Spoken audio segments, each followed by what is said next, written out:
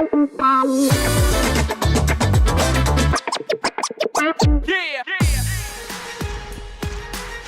Boerne, Texas, Boerne ISD Stadium on a Thursday night.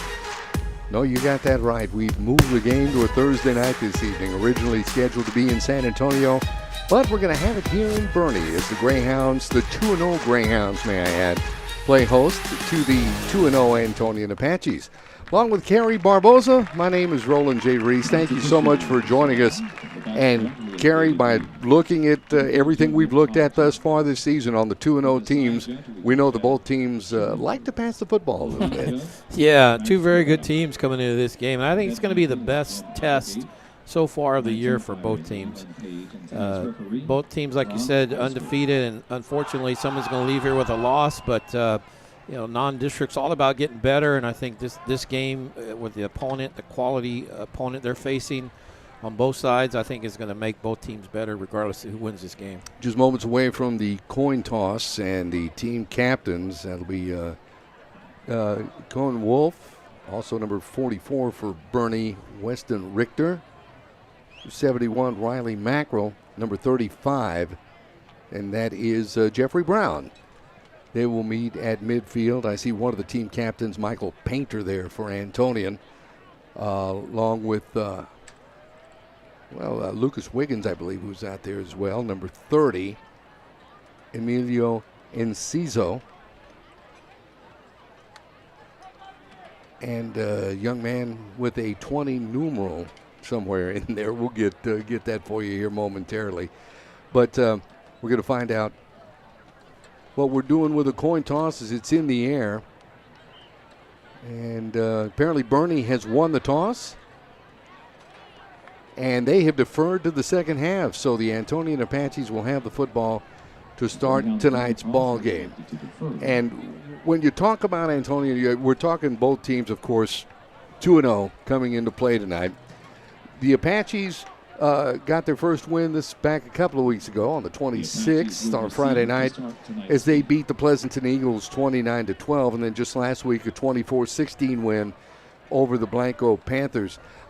Conversely, for Boerne, they played a tough one to get the season started against Flower Bluff, and that'd be 2 weeks ago tonight, actually, back on the 25th, to get things started. 35-32 with a win, and then, of course, last week, the 41-7 win over the Pleasanton Eagles. As we were looking at some of the numbers, too, total points thus far on the season, both teams putting up a lot of points on the scoreboard. Boerne so far 55 points on the season, and Antonian 53. Yep, and they have a mutual common opponent in Pleasanton. I don't think you can take a whole lot by looking at the scores.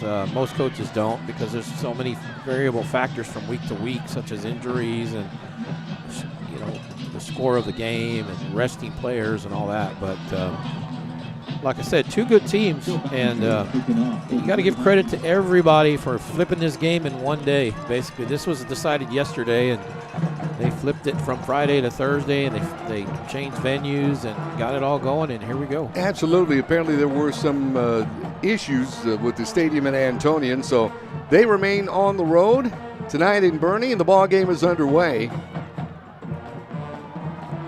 Is that one of the leaders for the Antonian Apaches, Ricky Gonzalez, brings the football back. On the opening kickoff, this will be just shy the 20-yard line, or correction. See where they mark it. That is so. It'll be the 19-yard line. That's where the Apaches will go to work. 1st and 10, quarterback Jace Toscano thus far, 41 of 70 on the year. And we're talking about these teams that like to air it out. 591 yards on the air thus far. And on cue, first pass goes to Michael Painter. makes the reception across the 35 down to around the 37-yard line. Well, and that's what Coach Hendricks was excited about, is they're going to face a team that likes to throw the ball. They think pass first. And the secondary hasn't really been tested with the really strong passing game so far this year, so that's what he was excited about. That's Stein and Strode out to the far side, 2 receivers to the near side. The handoff straight ahead goes Topher Stubbs. And that young man has got some impressive numbers to talk about thus far on the year as he bangs out to just about the 41-yard line. Should bring up a second and call it about 6. Antonian works in a hurry, quick out to Ricky Gonzalez, who makes the catch out around the 45-yard line before he's dropped there by Wolf. And also Houston Hendricks. A lot of good things to say about that young man as well, not just for the obvious reasons. Gonzalez landed kind of awkward, actually fumbled the ball out of bounds, but they retained possession. But Gonzalez is the guy they like to go to in the passing game. 11 catches, 129 yards so far, and 2 touchdowns.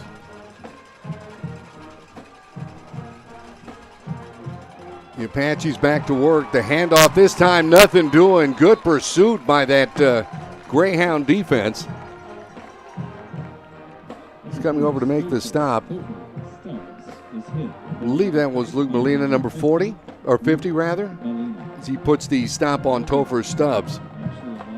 Stubbs, as we were mentioning, 19 carries for 124 yards thus far on the season. See Jackson Bays and company go to work for the Boerne Greyhounds. Bays thus far passing 25 of 42 on the season. He's put up some impressive numbers, 415 yards, 6 touchdowns, and a pair of picks thus far. 6 touchdowns and 4 to his brother. That tells you something about the connection they have. And that's got to be an unspoken, just an unspoken sense of what's going on. Straight up the middle, banging his way is Adam Hicks. He'll take the ball down to around the 26-yard line before he's brought down, and that'll bring up a second down. Receiver split either side for Jackson Bays. It's the handoff once again, going straight up the middle.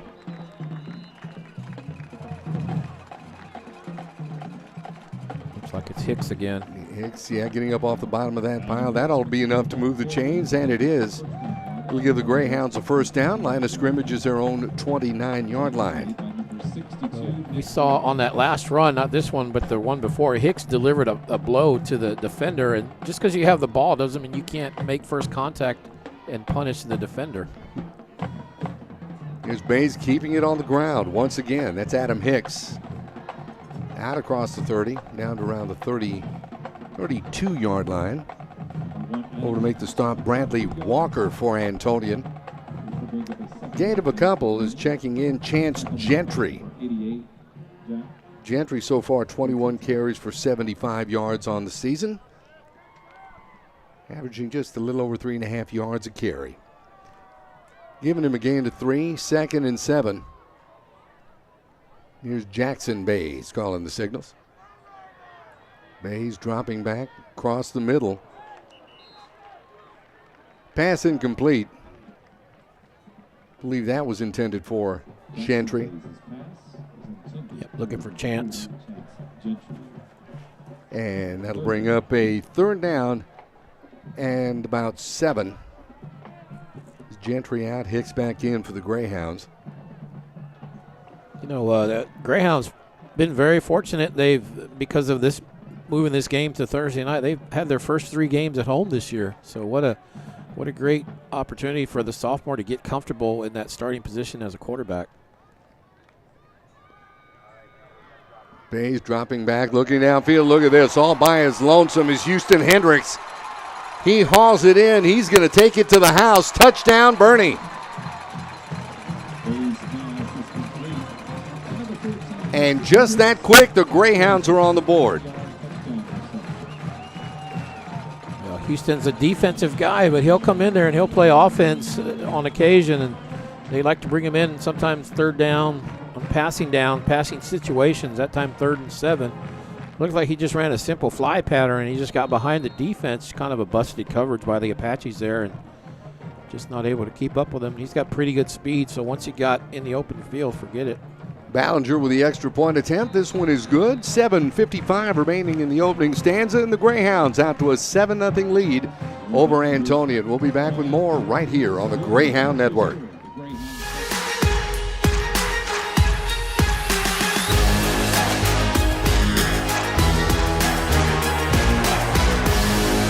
I'm Stan Leach, Boerne ISD Athletic Director, and you're watching the Greyhound Sports Network. Go Greyhounds!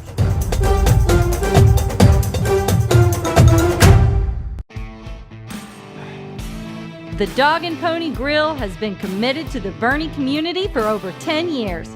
And in that time, we've grown. But we've always stayed true to our roots.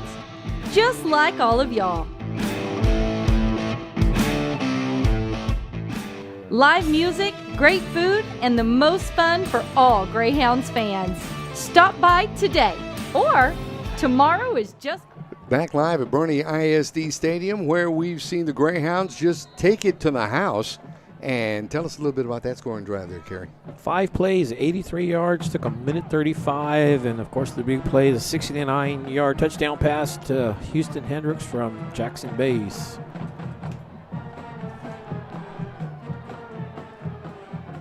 Kicking off to Antonian. Once again, I believe this is Gonzalez, and it is on the far side of the field.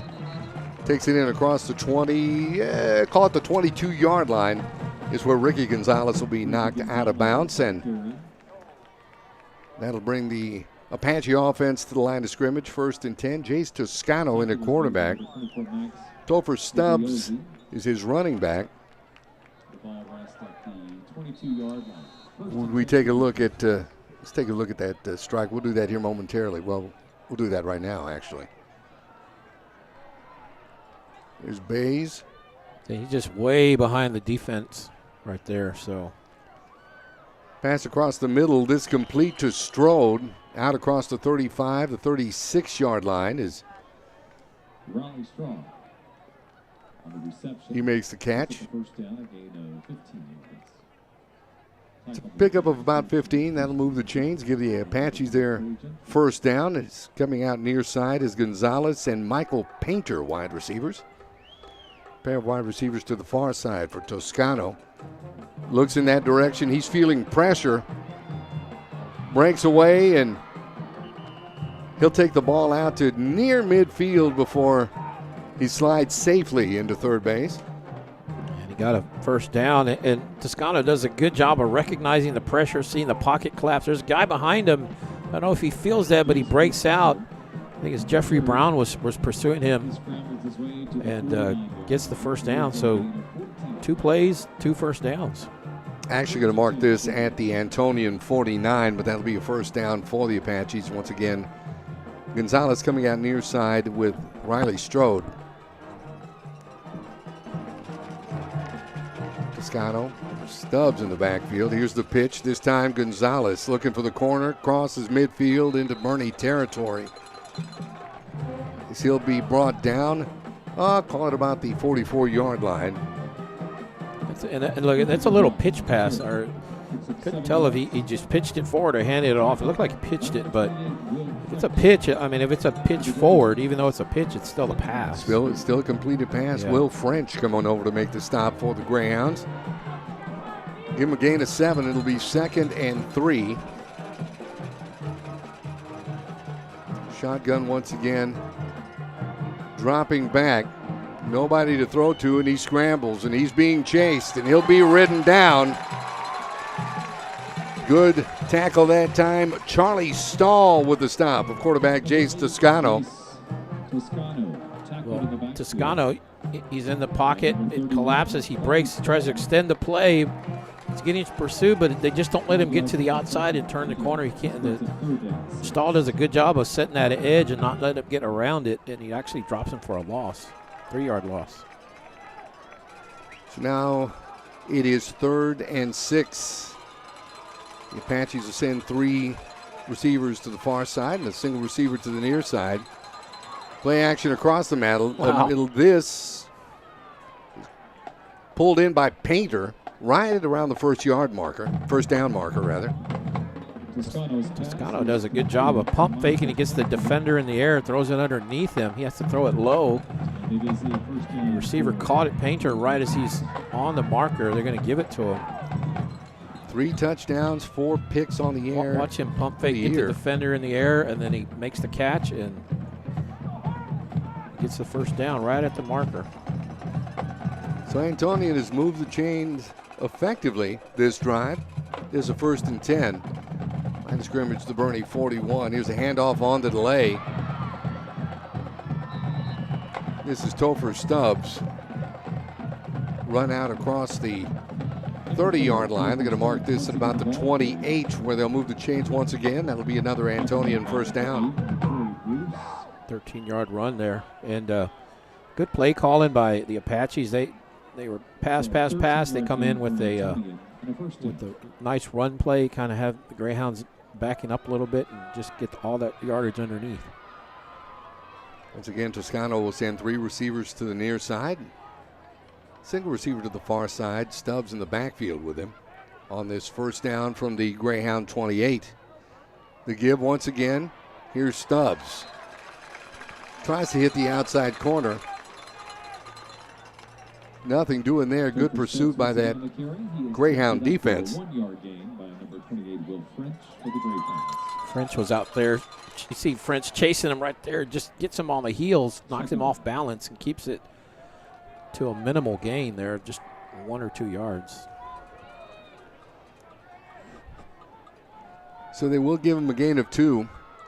2nd and 8 now for Antonian. Toscano, the snap. Play action. Looking in and out of the hands of his intended receiver, who is Riley Strode. Good play back there defensively by Charlie Stahl once again. Yeah, Stahl. And Toscano does a great job of extending plays with his leg. Makes an awkward throw, but Stahl right there, like you said, just gets a hand on it, knocks it down, and brings up 3rd and long. And you may be in 2-down territory right now if you're Antonian, so you don't necessarily have to get all of it right here. You're kind of in no man's land. Just maybe get some of this 8 yards and make it a manageable 4th down. We got Gonzalez, Painter, and Strode to the near side on this 3rd down. Fakes the handoff on the delay, and Toscano with the keeper. It's going to be well short of that first down. Number 8, Jace Toscano. Picks up a couple yards for Antonian. It's Hudson Hendricks over to make the stop. Number 22. Hudson's come up with a couple of turnovers in the last few games.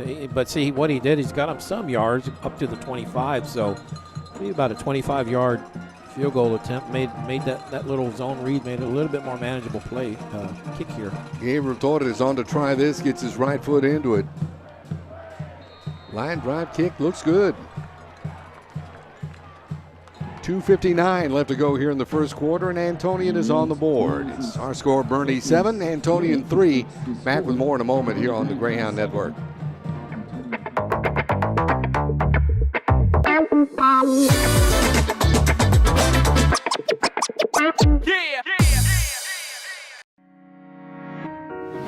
School safety is very important, and it's up to us to work together as a team to prevent bad things from happening. That is why when you see something, say something. If you see or hear about dangerous or suspicious activity which could potentially put our students, staff, or visitors in danger, you should tell an adult immediately. Make sure you tell your teacher, your principal, or your SRO, or even your parents and guardians.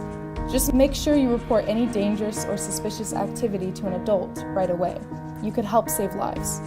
If you don't feel comfortable telling an adult, you can report dangerous or suspicious activity anonymously on the See Something, Say Something link. 2:59 remaining here in the first quarter, and Antonian gets on the scoreboard and carry that scoring drive. 10 plays, 53 yards, took 450, so almost a 5-minute drive for Antonian. Good little drive for them.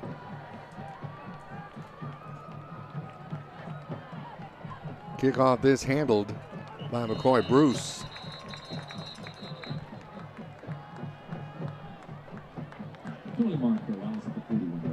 get the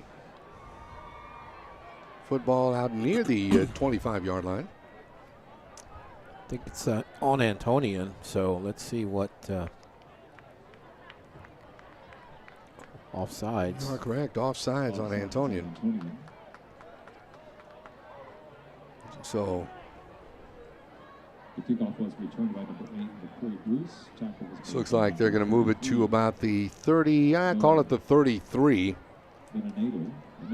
Which is here, Jackson Bays in the Greyhound offense will go to work 1st and 10. 2 receivers near side for Bays on this 1st down. The pitch to brother Braden Bays. How do you like that for alliteration? Nice pickup around the 40-yard line. Good gain. It'll be 2nd down. You see the little jet sweep basically, and it looked like a pitch that time forward as well. It's about 7 on that one. By number 16. 2nd down, receivers either side. Here's the handoff. Trying to break out across the 40-yard line goes Adam Hicks. Will be wrestled down. Getting up there for Antonian is Michael Moreno from his outside linebacker position. And that'll be a 3rd down for the Greyhounds. You know, we're talking about this Bays to Bays connection. There's no replacement. You can't teach backyard football where these two have probably hooked up so many times and know each other's tendencies, in their sleep. They don't have to even talk. They can just know by a look. Jackson trying to get this out. Ball batted away. It's number 44, Jack Fertitta. Well, I tell you what, that was a pretty good pass breakup there because they had some room. If they get that past that number 44 there, there's some room behind them for Fertitta doesn't make that stop. And they were running a screen basically to this side, and boy, that would have been a big gainer. Fertitta part of that Antonian defense. He's leading the way with 2 sacks thus far in the season for them. Now punt coming up for the Greyhounds. Sendricks gets his foot into it. Good high punt. It'll be Riley Strode with the fair catch.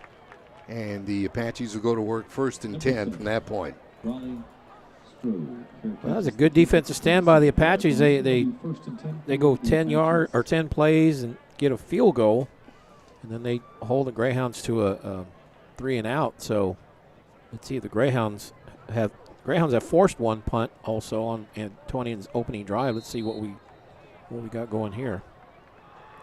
Line of scrimmage is the Antonian 27. It's 1st and 10 for the Apaches. Play action, bat around. The catch was made. And was that Torres? No, that was actually Ricky Gonzalez who made that catch. Gonzalez, we're going to call his name a lot tonight. He's the main guy receiving it. That was a good hit, but he still somehow ends up with the ball. It looked like Hendricks separated him from the ball, but he kept it on his hip there and reeled it in. Gonzalez, 14 catches coming into tonight's game for 221 yards and 4 touchdowns. Yeah, I think it's safe to call him the favorite target. This is Toscano on the keeper.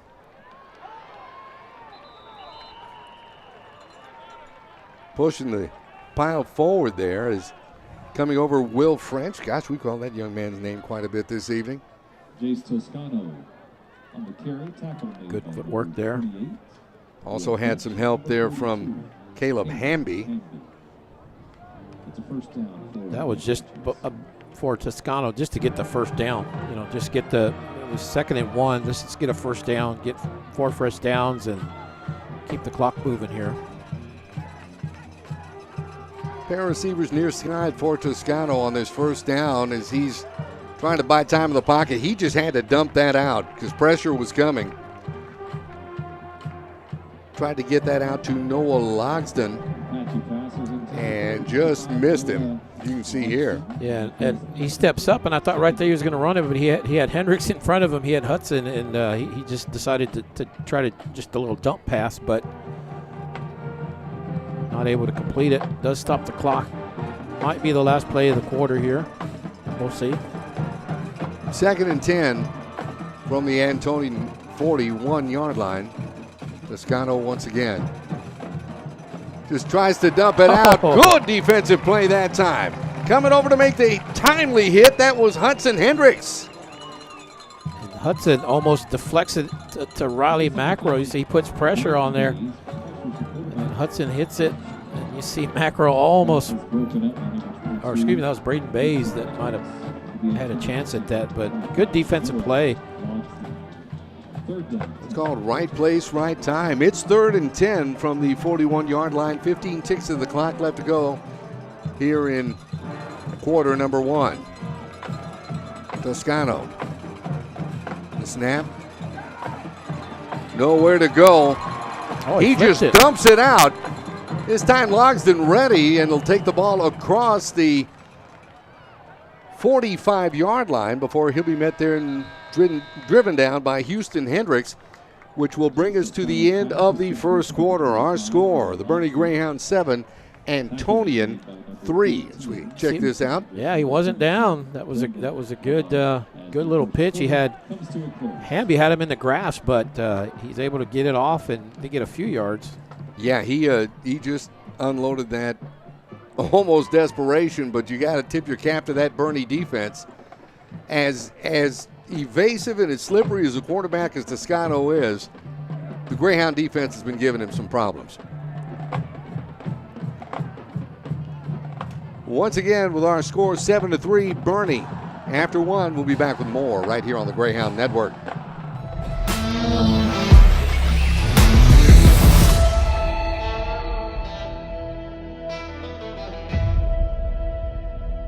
Hi, I'm Brian Benway, Boerne ISD Director of Communications, and you're watching the Greyhounds Sports Network.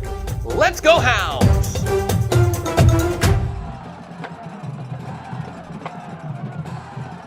Back with you now to start the second quarter at Boerne ISD Stadium. Greyhounds out to a 7-3 lead over Antonian, and Antonian, they fake the punt.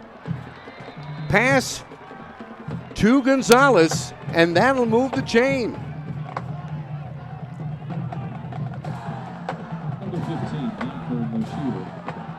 So Moshier with the fake punt and pass to Gonzalez to pick up the yardage needed. And that'll keep the Apaches drive alive, 1st and 10. 7-yard gain, and you're at midfield, so that's a good gamble right there for the Apaches. Toscano, the handoff, Stubbs straight up the middle. He'll bang out to about the 40-yard line. Coming over to make the stop was Jeffrey Brown from his defensive end position. Kind of landed awkwardly. He's kind of got knocked off his feet, but he's tough. He gets up. Actually credit Brandon Lovato with a hit. Pick up 6. It'll be 2nd and 4. Toscano sends 3 receivers to the near side and a single receiver to the far side. Once again, Stubbs across the 40, the 35. He'll have enough for the first down. Cole Gentry over to make the stop that time. Just a lot of big hole right there. You see, just gets to the, he just bounces it outside. There's a lot of room out there. Maneuvers his way to the 33 or so. Gain of 7 on that one.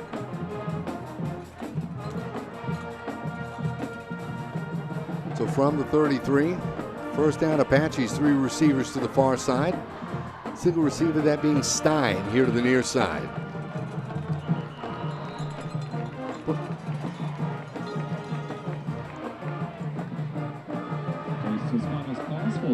Pass incomplete that time. See this on a replay. I was wondering if somebody had got their hands on it, but apparently, I'm not sure. Painter was the intended receiver for Antonian. It'll be 2nd and 10 now, 33-yard line is the line of scrimmage. They'll break up with 2 receivers either side for Toscano this time.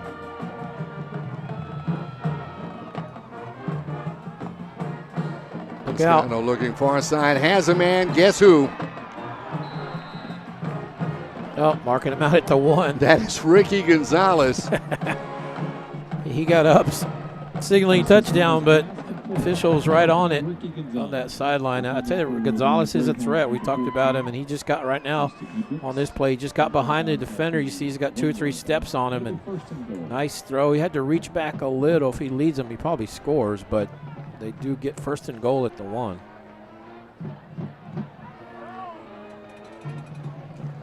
Gonzalez, a 1,000-yard receiver from last year. It looks like he's going to do more of the same this season. 1st down from the 1, Toscano. Trying to bootleg. I think the knee was down. Almost brought down. Good attempt there by Caleb Hamby. Was he trying to bring him down? I think they're going to say he lost 1. You see him rolling right. Decides to run it. It gets spun around there. He's trying to stay up, but I think at one point knee looked like it hit. So Hamby, Grady. Threw it right at the blocker in front of the running back. So that's going to make it interesting. If you're the Greyhounds, do you decline it and keep it 3rd down, or do you back them up? I guess you'd back them up, but you do give them 2nd down back.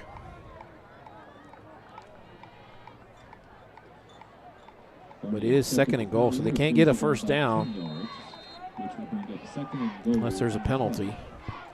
Bringing in Michael Moreno into the backfield now, replacing Stubbs on their 2nd down, maybe for blocking purposes.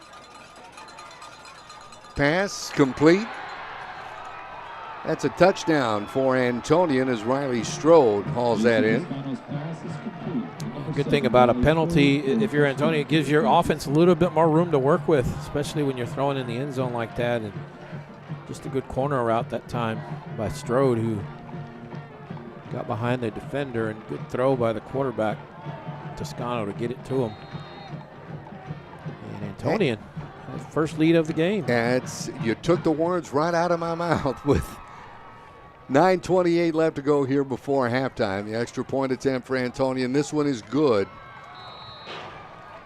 And our score now, Antonian 10, Boerne 7. Back with more in a moment here on the Greyhound Network.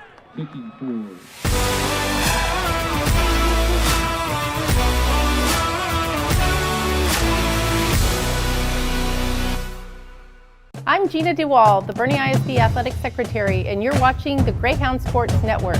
Go Greyhounds!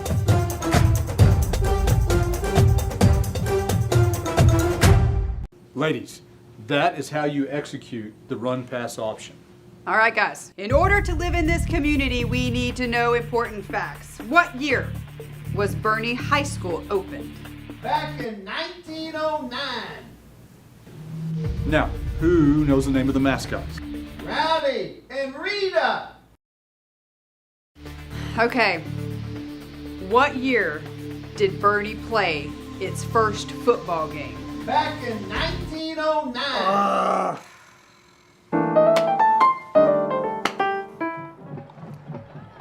Back at Boerne ISD Stadium, where Antonian has just gone into the end zone. And you want to recap that drive for us there, Kerry? Good looking drive. I'll do it right after this play here. We will do that. Fielding this, Boerne's going to have good field position. As fielding that was Wolf. He'll get the ball out to across the Boerne 40-yard line. It's where the Greyhound offense will go to work. Colin Wolf, one of the basketball players, but that drive by Antonian, 12 plays, 73 yards, as we're looking at the replay here by Wolf, getting the ball, like you said, giving the Greyhounds good starting position. 12 plays, 73 yards, took 4:08. I thought the key play was the fake pass, or the fake punt, where they got the 1st down. Clowder out to the far side. And Braden Bays to the near side on this 1st down. And there's movement. Looks like there's movement. That is the case. Let's go against the Greyhounds. I believe that's Boerne's first penalty, I believe. I think you're right. Both teams penalized once thus far in the evening. If I'm not mistaken. They had 2. They had the offsides on the kickoff, and then they had the holding. I forgot the holding. Thank you very much. That's why I'm here, Roland. Hey, help you out. You're the best. If I told you that in the last few minutes, here's a pass. Bays Pass complete. Braden Bays hauling that one in. Well, look who he beat. It was 7-on-7. He beat Strode, the guy that just scored for Antonian. That'll keep him humble right there. Watch this. Double duty. Just, again, here's the brother connection, the chemistry they have. Just gets behind them and just wins the battle. 1st and 10 from the Antonian 20. Here's the handoff. Trying to go straight ahead is TJ DeMint. It was a 39-yard base-to-base pass right there. Base squared, if you will, I guess. DeMint bangs out for a couple of tough yards. They'll give him 2. It'll be 2nd and 8. Line of scrimmage is the Antonian 18. Braden Bays to the near side. Sculter to the far side. Once again, DeMint with the handoff rather. Gets down to about the 15. And that'll bring up a 3rd down for Boerne. DeMint just one of 3 backs that they'll platoon in all game. They try to keep them fresh, and in the 4th quarter, they kind of pull away, and you see as Gentry comes in. Chance Gentry. Checking out Weston Richter. And DeMint had the first touchdown of the year for the Greyhounds 2 weeks ago. Timeout, Boerne. That is, it was a 78-yard touchdown catch against Pleasanton. Oh, correction, that's Riley Strode.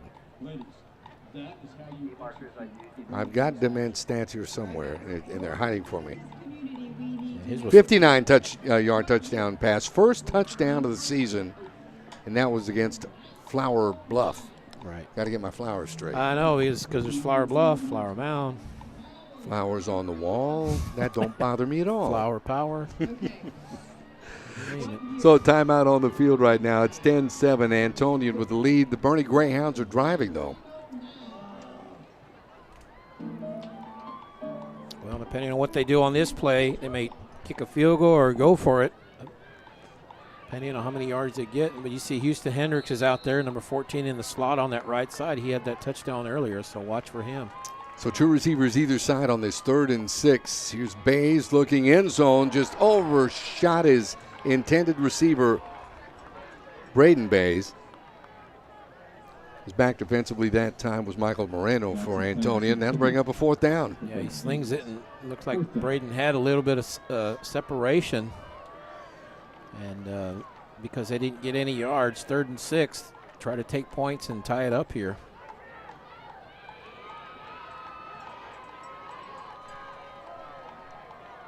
Ballinger, 2 39-yard field goals already on the season. And this one is good. So with 7:50 left to go before halftime, we're all tied at 10. As there's a moon over Boerne.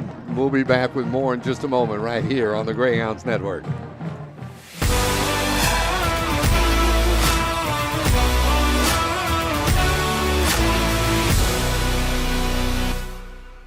I'm Gina DeWall, the Boerne ISD Athletic Secretary, and you're watching the Greyhound Sports Network. Go Greyhounds!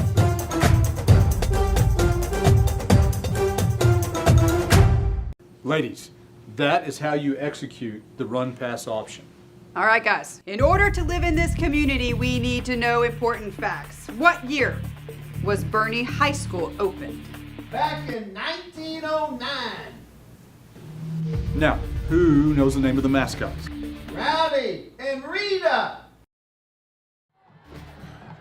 Back with you now at Boerne ISD Stadium, coming off a 38-yard field goal by Joe Ballinger. As we mentioned, 2 39-yard field goals against Pleasanton earlier this season.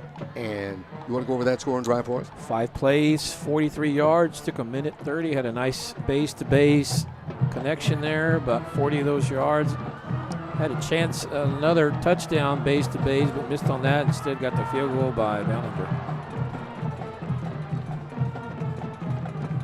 Here's the kickoff. This fielded to 25 by, coincidentally, number 25, Noah Logston. Number 25, Noah Logston on the return. Lovato over to make the stop on special teams for the Greyhounds, and That'll bring up a first down for Antonian. Well, we're seeing two very evenly matched teams, which I thought it would be this type of game. I mean, we still got a whole second half plus this quarter, so a lot could change. But I felt these were both teams undefeated, 2-0. They both beat a mutual opponent. I felt like this would have a chance to be a kind of a back-and-forth game, and that's what it's turning into so far. From the 21-yard line, it's first down for Antonian. Toscano, the handoff. Here's Stubbs bouncing outside. Picking up yardage to the 30 before there's that young man again, Will French. We've called his number quite a bit thus far this first half.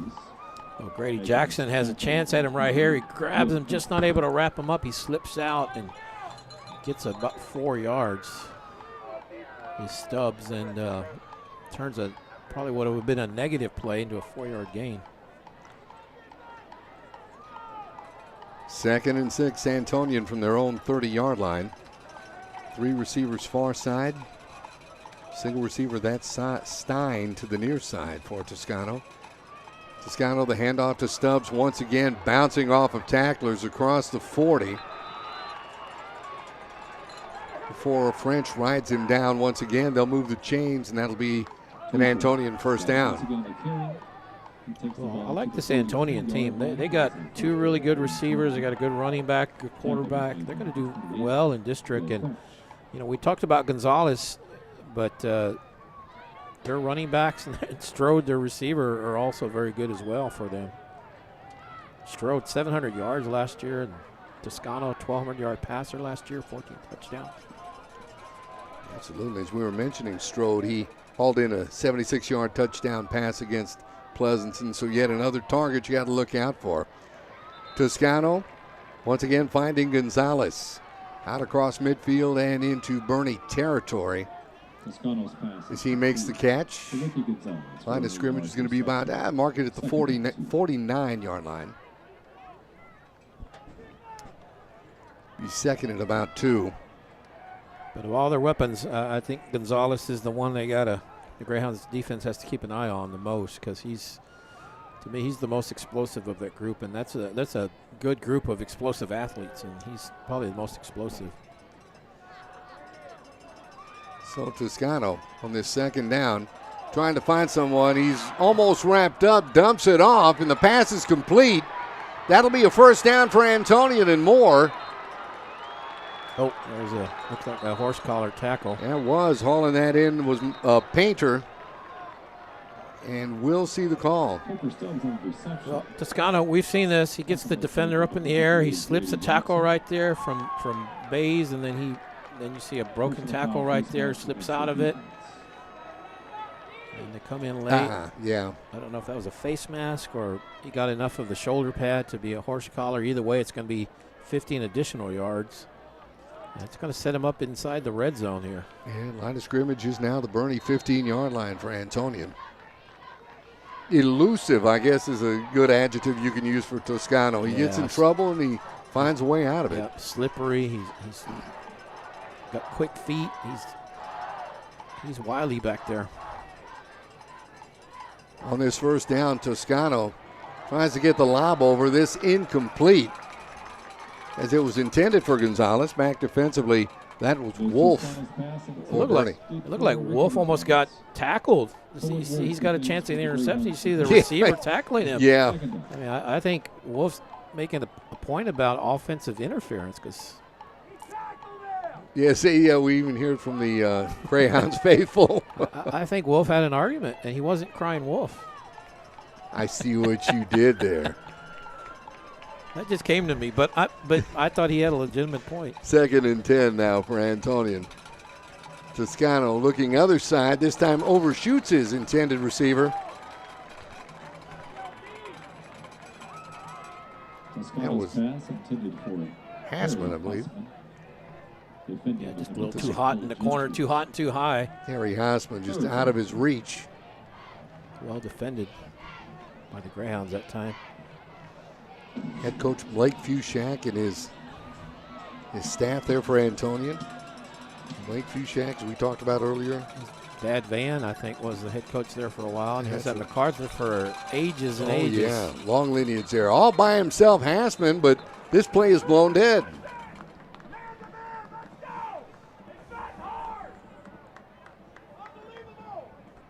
Let's see what this call is. False start. They're going to move it back. That'll make it interesting, 3rd and 15. But we've seen both teams have very good kickers. Torres is a good kicker for Antonian, and of course Ballinger for the Greyhounds. Ballinger on that state championship soccer team last spring, and so he knows about pressure. So Antonian breaks huddle, 2 receivers either side for Toscano. Takes a handoff. This time he'll be wrapped up. Drops the football. Boerne has it. Big recovery that time. Is coming over to grab it. That was Braden Bays with a fumble recovery. This time he doesn't escape. You see him trying to Hamby putting pressure on there. And it gets knocked out right there on the hit by, it looked like Jeffrey Brown hits it, knocks it loose. Bays is right there. Johnny on the spot falls on it. That defense has played a good first half. And this is a different Bays. This is B-A-Y-S as opposed to the other Bays who we've called B-A-I-Z-E. Different spelling. Yes. All right. That's why I just spelled it. It's first down. Here's the handoff coming across the 25 down to around the 27 goes Hicks. Still 5.5 minutes left to go here in the first half. We're tied at 10. 69-yard touchdown pass, Bays to Hendricks to get things started for Boerne. Torres with a 42-yard field goal to get Antonian on the board, and that's how we ended the first quarter. He's faking the handoff. Look out. The keeper, he'll be wrapped up. Just trying to escape the pocket. It's collapsing. He's trying to slip through 2 defenders. There's just no room. You see he's backing up, and he decides to step up. He's getting pressure from the outside and just not able to squeeze between the defenders. That'll be a 3rd and 8. Michael Moreno over defensively for Antonian. Way to continue our brief scoring recap. 9:28 of the second. A 12-yard touchdown pass from Toscano to Strode gave Antonian the extra point good. Antonian took a brief 10-7 lead before Joe Ballinger hits a 38-yard field goal with the 7:50 mark before halftime to tie the ball game at 10. Timeout Greyhounds. They got play clock got down to 2 seconds. They don't want to back up here on a 3rd and 8. They don't want to make it longer than it has to be. So that timeout, we'll take this one. 4:17 left to go before halftime. We're tied at 10 on the Greyhound Network.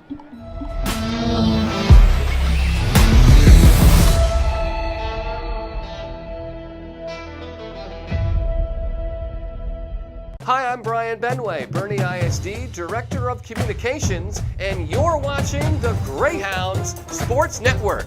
Let's go Hounds!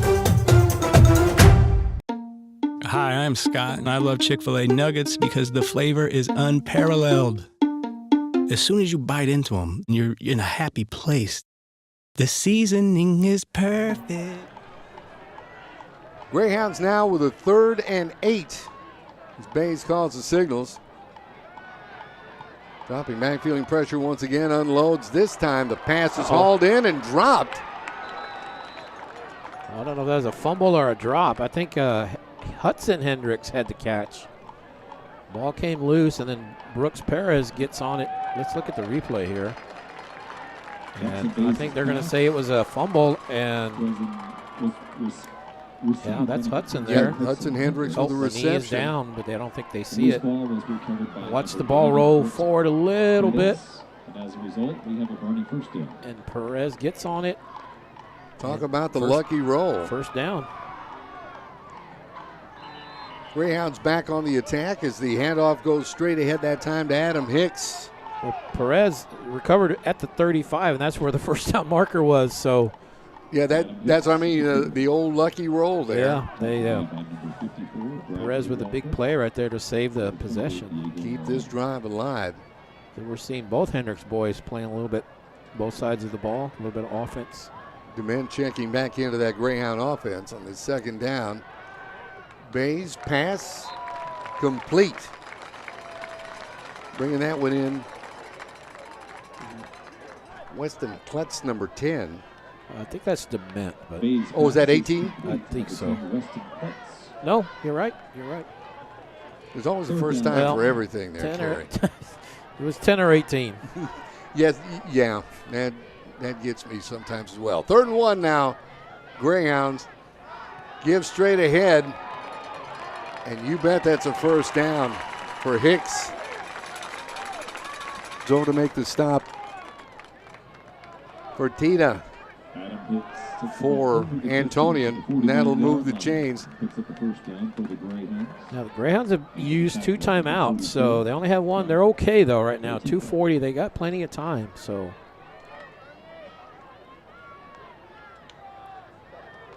here's Bays. Here's the give. Want to get that time? Looks like Bo Brown, 21. Yep, I think that is Bodie Brown there. Bodie Brown, rather.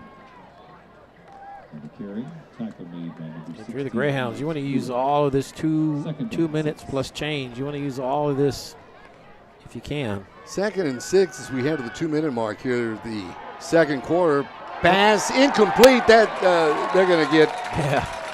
They're going to get Antonian for pass interference. I think that was Adam Samaniego back defensively, and he couldn't. He just figured he had to do something to slow down the receiver. Otherwise, that had 6 written all over it. Yeah, Brooks Perez there. He's, we've talked a lot about Braden Bays, who leads the team. Bays does 266, but Brooks Perez is the 2nd leading receiver for them this year. So you got to watch for him too.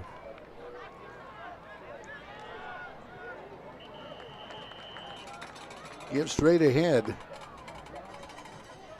And that is Brown once again, banging his way out for a couple of tough yards. Really, that wasn't a bad pass interference call on Antonian because, you gave it 15 yards, but if he had caught the ball, it would have been 20-something. Exactly. So that's kind of the lesser of 2 evils there for them. And may have scored. Yeah. So we got a timeout on the field with 1:39. Antonian, I think, took their first. Antonian took their first, and we will take it with them. 1:39 left to go. The Greyhounds are driving on this 10-10 score from Boerne ISD Stadium. Back with more in a moment on the Greyhound Network.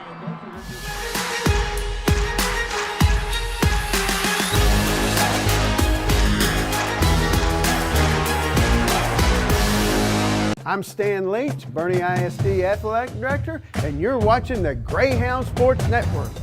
Go Greyhounds!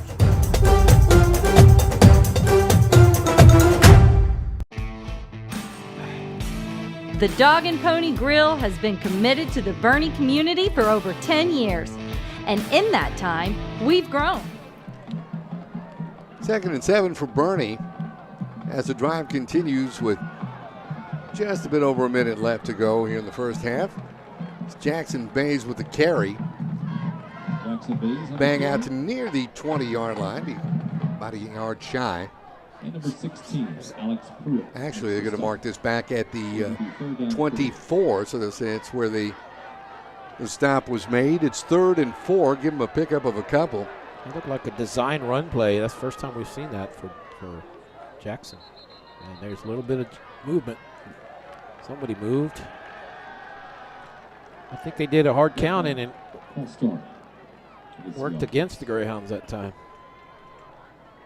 And that'll back things up just a bit. Instead of 3rd and 4, be now 3rd and 9. Well, see, that might hurt if you don't get any yards and you have to kick a field goal.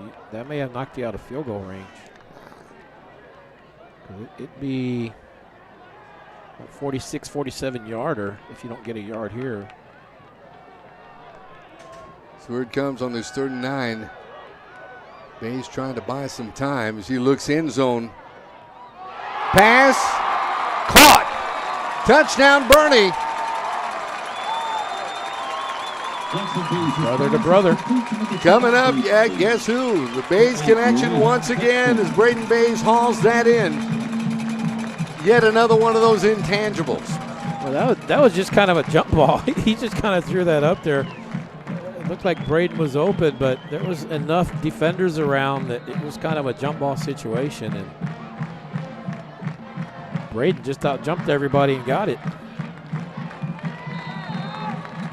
Let's look the at extra point is good. Let's take a look at this connection once again. Jackson to Braden. Jackson rolling left, thrown against his body, extends the play. It's just, hey, brother, just like we did in the backyard. That's it. Just a jump ball right there and hit him right in the chest. And he had a defender all over him. Yep. That time Strode was all over him, but Braden comes down with the football and gives Boerne the lead now. 44 seconds left to go before halftime. Our score now is Greyhounds 17, Antonian 10. Back with more in a moment on the Greyhound Network.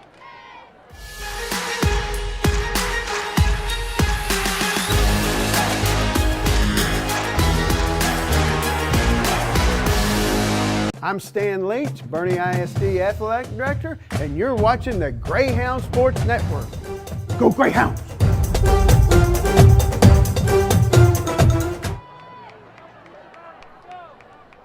Boerne Greyhounds just get back on the scoreboard. We'll watch this kickoff, and I'll politely ask Kerry to give you a scoring drive on that base-to-base touchdown pass that we saw. Kick is handled on the far side. Across the 30, the 35. Dropped just shy of the 40. Goes the return man, who is Noah Logsdon. Number 25, Noah Logsdon. So tell us about that scoring drive, if you would, please, Mr. Barboza. It was 11 plays, 75 yards, took 455.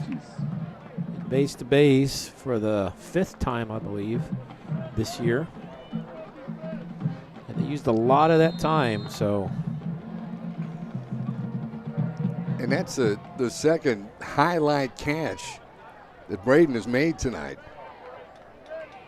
Antonian does have 2 timeouts. Let's see how they approach this final 36 seconds. 1st and 10, line of scrimmage is the 39-yard line. They'll go straight ahead to Stubbs, who breaks out across midfield and into Boerne territory before he'll be run down by Jeffrey Brown. Well, they're almost in field goal range. I think let's hand it to our back, see what he can do. He gets something, so they're going to try it again here. Up the middle. Stubbs once again across the 40. He'll be stopped at about the 25-yard line. There's a flag, though, that came out late. Well, maybe not. Houston Hendricks. Let's see. Yeah, the flag, they picked it up. But I think they declined the penalty. It's against Boerne. Well, I think they're going to add it on. They're going to tack it on here. I thought, oh, okay, there were a couple of penalties then because something was declined. Yeah, probably. So now Boerne takes a timeout here. Kind of got back on their heels a little bit. I think Coach Hendricks also wants to use this, talk to the officials a little bit because he's trying to figure out what the calls were there. Yeah, that was a little. The Dog and Pony Grill has been committed to the Boerne community. Little confusing to say the least, but we've got 20 ticks of the clock left to go before halftime. See if we can take a quick commercial break, give some love to our sponsors. 17-10 Boerne on top of Antonian. Back with more in a moment on the Greyhound Network.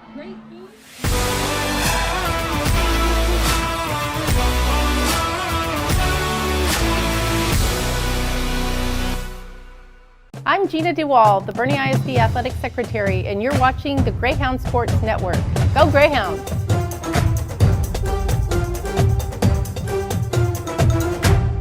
Ladies, that is how you execute the run-pass option. All right, guys. In order to live in this community, we need to know important facts. What year was Boerne High School opened? Back in 1909. Now, 1st and 10 Antonian in the waning few seconds of the first half as Stubbs with the carry once again, bouncing off of tacklers, getting inside the 10. Topher Stubbs on the carry. Oh, it's been all Stubbs. You would think with 36 seconds they'd try passing, but they've run it 3 times, and Stubbs has been first down yardage every time he's touched the ball. Stubbs a tough runner. Antonian. He never stubs his toe. He just runs straight ahead. He leads Antonian in rushing thus far this season. He's averaging about 62 yards per game. And we can see why. Well, he's got him within striking distance on basically 3 plays. This drive started at the 39 of Antonian, and 3 Stubbs run plays plus a 5-yard penalty on the Greyhounds. Got it first and goal at the 10. 11 seconds, so they only have 1 timeout. We saw this last week with Boerne against Pleasanton. Pleasanton had 15 seconds, and they were, right around here and didn't come away with anything. So let's see how Antonian plays this. The Greyhound faithful on their feet. They want a big defensive stop with 11 seconds left to go here before halftime. First and goal for Antonian. Toscano looking end zone. Toscano, nothing there. Penalty markers down as he unloads the pass, and it's a touchdown. As Stubbs comes up with that, but let's check the penalty marker. That's I think it's going to be a hold. Hold, and there it is.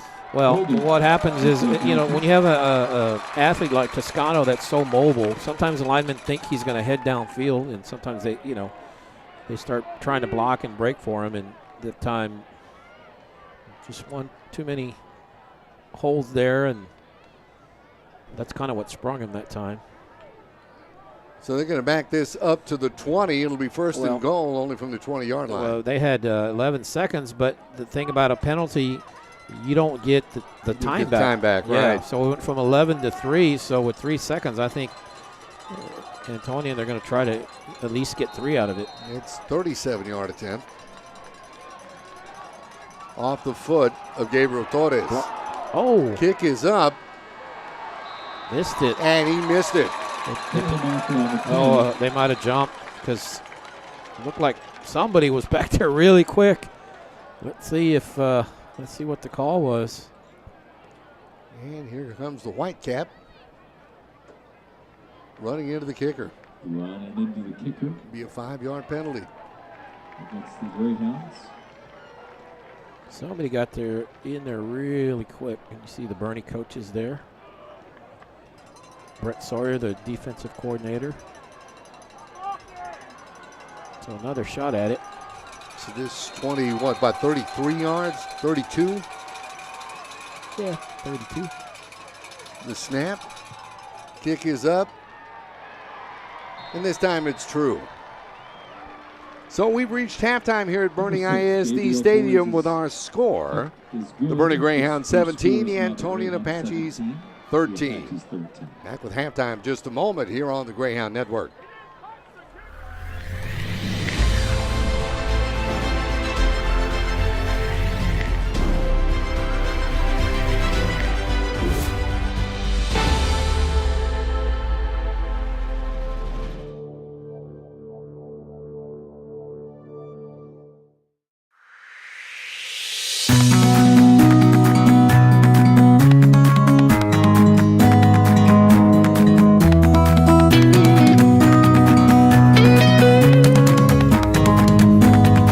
Hi, my name is Jenny Brewer, and I coach cross country and track at Champion High School, and I teach in the business incubator and entrepreneurship.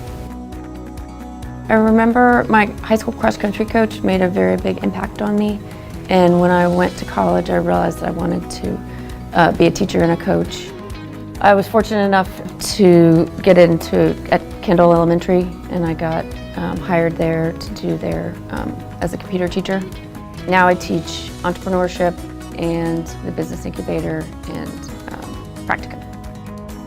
I really focus on, I tell them a lot that they're going to grow in my classroom in ways that aren't really tangible. They speak every day, they have to stand up and they redesign usually a consumer product or packaging of some kind as their warm-up every day. I kind of get them into the mindset of when you're 5, and you go into kindergarten and the teacher asks a question, 20 hands go up. Everyone wants to say, pick me, I want to answer the question. And as they get conditioned into high school, they lose some of that sometimes because either someone has said you're not smart enough, or they're worried about answering the wrong, saying the wrong answer, or they're worried about the way that they're perceived by their peers. And so I try to get them to say, when you're redesigning things, go back to your 5-year-old self and just make it like there's no rules, and to go back to really having an ability to use your imagination. Coach Brewer did a great job of taking students from the beginning stages of their plan, where they were uncertain about ideas, just formulating the plan to a very well-polished presentation. So, and that was a lot of the time she spent just with the students in preparing and planning and rehearsing. The coaching, you always prepare to win, and that's what she does in the classroom with her students. I think we were really lucky to have such a woman be able to teach us, and she was just so hands-on. She was definitely our class's mom away from home. She was just amazing, and so if I had a rough day or a good day, I could tell her about it, or if I needed good advice, or I had someone that I could kind of lean on. What an outstanding woman. To do what the things that she does, not only on the coaching field, but in the classroom, speaks a lot of volumes to, why she was our Teacher of the Year and District Teacher of the Year. As a career in general, whether it's in the classroom or whether it's on the track or in cross country, pouring into kids gives you so many things back that are just, it becomes your identity because of the way that the kids feed you and you feed it into the kids. And that's the special. That's what my coach did for me in high school, and so that's what I aspire to do for the kids.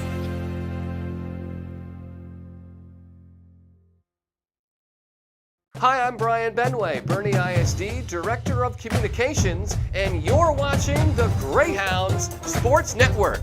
Let's go Hounds! The Dog and Pony Grill has been committed to the Boerne community for over 10 years. And in that time, we've grown, but we've always stayed true to our roots, just like all of y'all. Live music, great food, and the most fun for all Greyhounds fans. Stop by today, or tomorrow is just fine with us. I'm Gina DeWall, the Boerne ISD Athletic Secretary, and you're watching the Greyhound Sports Network. Go Greyhounds!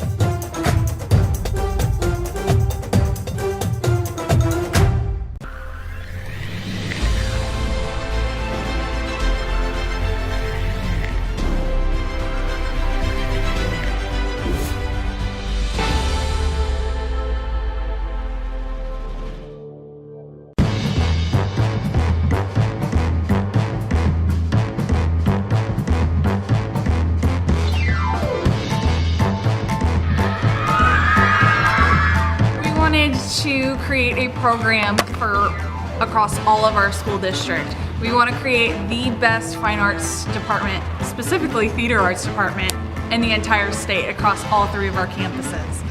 I think it was also a great opportunity for the 5th coming into 6th, getting to tour the campus, the theater, learning where props go, where set pieces go, and so it allows them, I think in August, to feel a little bit more comfortable starting middle school. I think it teaches theater in a completely new, different way. We get to do a warm-up in games, which just kind of open you, and then we get to practice for our play, which we've been doing all week. That was in 54? That was in 58! 54 the year we had that big eye storm!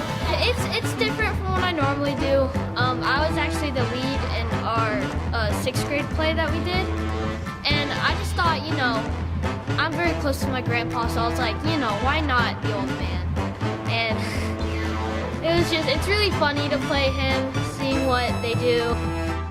I learned how to project, I learned how to improv, and I also learned how to put on a different, how to character somebody else, because I'm definitely not a weather woman. I also got to have an experience with some of my friends who I already knew who went to elementary school with me.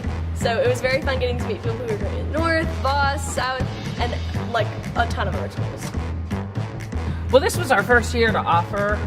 Being our first year, we had a great turnout, boys and girls. For next year, as we continue to grow, we're hoping that we can get some more of our middle school teachers calendars available to work with us so that we can grow in our numbers as well, building our programs. So trying to collaborate and getting our middle schools on the same team, teaching them and feeding better kids to high school.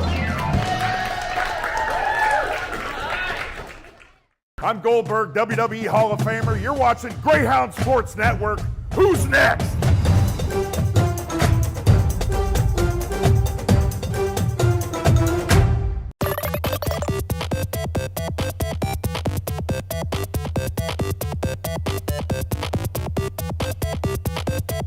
We're a Minecraft-themed camp, and we worked towards creativity, collaboration, communication, and critical thinking, as well as character and citizenship. We worked using Minecraft to kind of hook the kids in, and we kind of guided them through with activities and lessons that touched upon each of those C's. I did learn how to make a bubbly water tank, have the ability to build whatever I want sometimes on Minecraft camp. They're 100% engaged throughout the whole process, and you see the kids that might not be as familiar with Minecraft, but then somebody that does have more experience actually helps them through the process, and you see a lot of collaboration and problem solving together to make the project come to life. We want them to walk away as better humans and treating each other in a digital environment and in a real environment with kindness and trying to bring each other up. They were able to do that. When they made mistakes, they corrected mistakes. They were able to come through it in a positive way. We would hope to get more teachers including this into their actual curriculum, whether it's math, science, social studies, just bits and pieces here and there, after school clubs, and anything in between. So we're excited to see where it goes. I'm Jeremy Affeldt, 3-time World Series champion, and you're watching the Greyhounds Sports Network.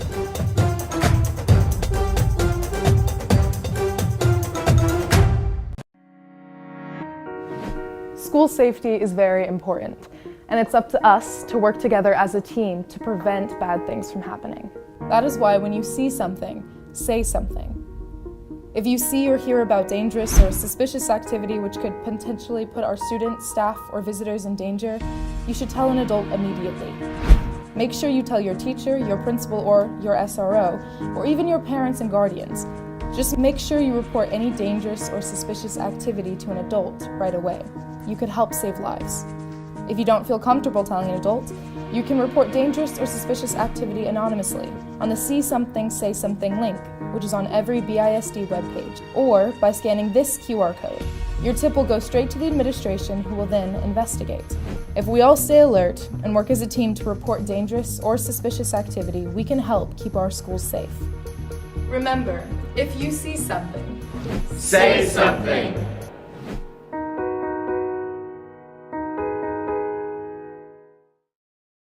Hi, I'm Superintendent Tommy Price, and you're watching the Greyhounds Sports Network.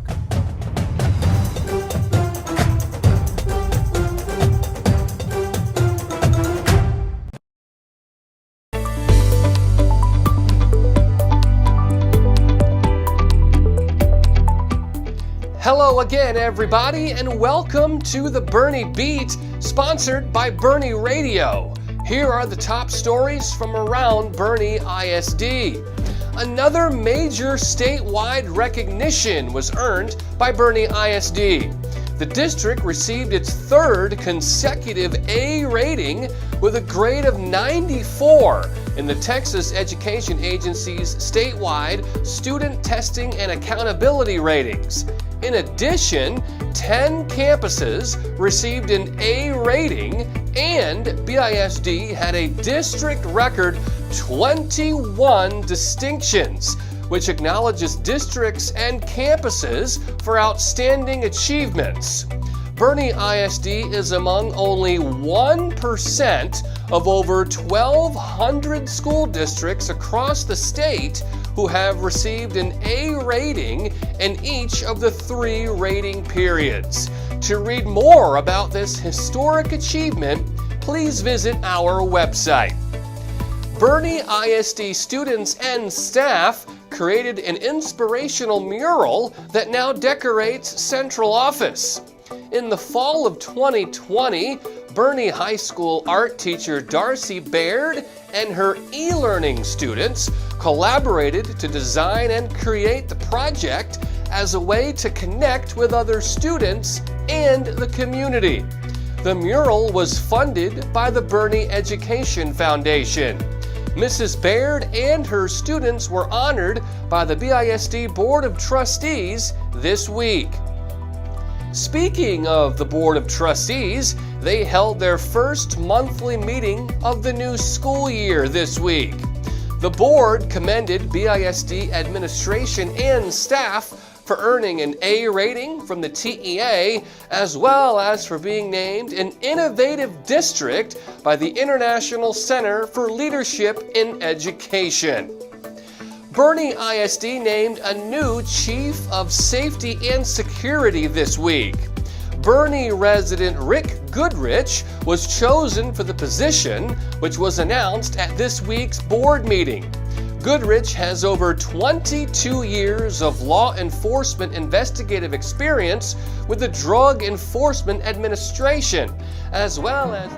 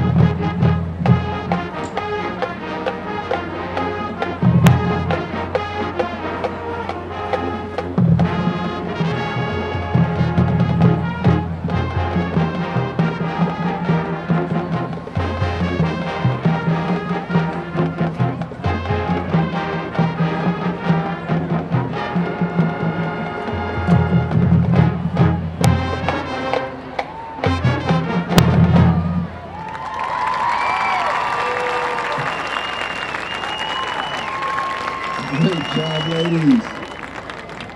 And now, presenting your pride of the Key to the Hills, the mighty Boerne Greyhound Band. The band is under the direction of Mr. Daniel Person and Mr. Alec Miranda. Color guard directors are Mrs. Hannah Oliver and Danny Youngblood. The band is conducted by drum majors Samuel Spencer, Samantha Osborne, and Sebastian. The section of the week is the color guard. Band member of the week is Melanie Esparza. And the guard member of the week is Ava Bollier. Tonight the Greyhound Band is going to perform a portion of their UIL marching show. It's titled Above. Thank you very much. Okay, sit back, relax, and let's enjoy the sounds of our mighty Greyhound Band.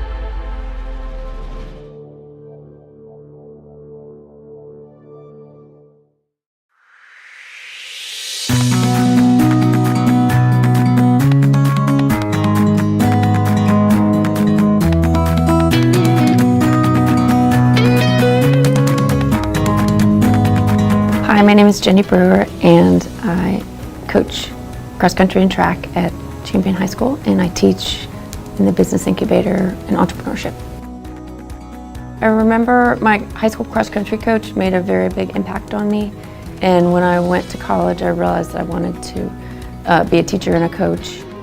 I was fortunate enough to get into at Kendall Elementary, and I got hired there to do there as a computer teacher.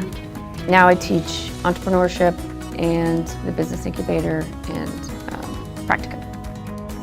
I really focus on, I tell them a lot that they're going to grow in my classroom in ways that aren't really tangible. They speak every day, they have to stand up and they redesign usually a consumer product or packaging of some kind as their warm-up every day. I kind of get them into the mindset of when you're 5 and you go into kindergarten and the teacher asks a question, 20 hands go up. Everyone wants to say, pick me, I want to answer the question.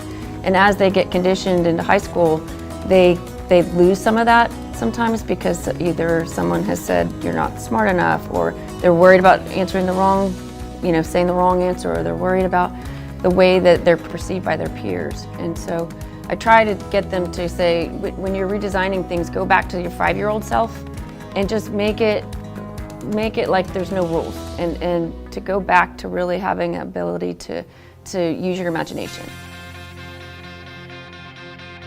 Coach Brewer did a great job of taking students from the beginning stages of their plan, where they were uncertain about ideas, just formulating the plan to a very well polished presentation. So, and that was a lot of the time she spent just with the students in preparing and planning and rehearsing. The coaching, you always prepare to win, and that's what she does in the classroom with her students. I think we were really lucky to have such a woman be able to teach us, and she was just so hands-on. She was definitely our class's mom away from home. She was just amazing, and so if I had a rough day or a good day, I could tell her about it, or if I needed good advice, or I had someone that I could kind of lean on. What an outstanding woman. To do what the things that she does, not only on the coaching field, but in the classroom, speaks a lot of volumes to, why she was our Teacher of the Year and District Teacher of the Year. As a career in general, whether it's in the classroom or whether it's on the track or in cross country, pouring into kids gives you so many things back that are just, it becomes your identity because of the way that the kids feed you and you feed into the kids. And it's, that's the special. That's what my coach did for me in high school, and so that's what I aspire to do for the kids.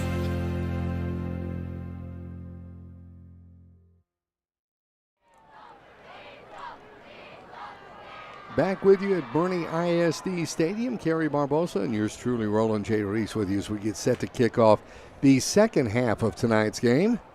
And we were treated to a good one, good offense here, as you can take a look here at one of the touchdown plays. This is the base-to-base connection, I believe, where Jackson rolls out. It's kind of like the backyard play, throws it up. Nice catch by his brother, Braden. That's their 5th base-to-base connection this year. And that's, he had a defender all over him there. We'll take a look at this. This is the Hendricks connection. Yeah, that's early in the that's Boerne's first drive, actually. Houston Hendricks. He's a D1 committed to Louisiana Lafayette, or one of the schools in Louisiana, but then I think he changed his mind. I think Air Force has come calling, and he's, I think, interested in going to Air Force now, and he's a great athlete. Heading to Colorado Springs, you bet. And I mean, they, I guess he and his brother both come by that honestly. They get tips that probably from that. Well, from that. Coach's sons, they understand the game because they're around it so much. They're almost at a different level in high school, just from the understanding part of it, from being around the game, growing up, and I'm sure they watch games on the weekend, and so they know a lot about strategies and things like that. So I've always felt when I've been around coaches and their sons, they have a very good understanding of the game. They're almost like it's almost like a coach on the field, and And Houston's also a really good basketball player for the Greyhounds, and he was on the team that made his state tournament last year. And just a really good athlete, and so you'll see him play defense a lot, but, because he's the athlete he is, they want him out there to play offense as well. And a couple guys like that do that for the Greyhounds. Antonian does that quite a bit, and we'll see, because of guys playing both sides of the ball, how depth's going to affect this game going down the stretch in that fourth quarter. Are the Greyhounds with a lot of subbing, are they going to be fresher than Antonian, or is Antonian going to be able to keep up? And, it's hot. It's still, it was 90 degrees when the game started, so it's still hot in the summer. Yeah, absolutely. Just to divert back to Houston Hendricks here for just a moment. 24-yard fumble recovery for a touchdown that first game against Flower Bluff. So, yeah, the young man, definitely a very talented athlete. And we'll be looking forward to seeing him on the basketball court as well a little bit later on this season. Greyhounds will have the football to start the second half. And we're underway. As the kickoff handled at the 30. Wolf. Once again, Cohen Wolf with the catch there on the kickoff. Advanced it just a bit. To start the second half, we have a Speaking of basketball, Wolf's on that. He was the guard on that state team that made it last year, won the region. And absolutely. It'll be here before you know it. Yeah. Getting back out to Greyhound basketball. It still feels like it's August, and we're a week into September. That's right. So the Greyhounds' first offensive possession of the second half. It's 1st and 10. Line of scrimmage is the 33-yard line. Bays, little quick out. Speaking of, there's Houston Hendricks with a reception. He'll get a couple of tough yards across the 35 down to around the 37-yard line. Bring up a second down. Initial contact was made by number 1, Jaden. It's like a play where Houston's going to release, but well defended by Tony, and only gives up a yard on that one.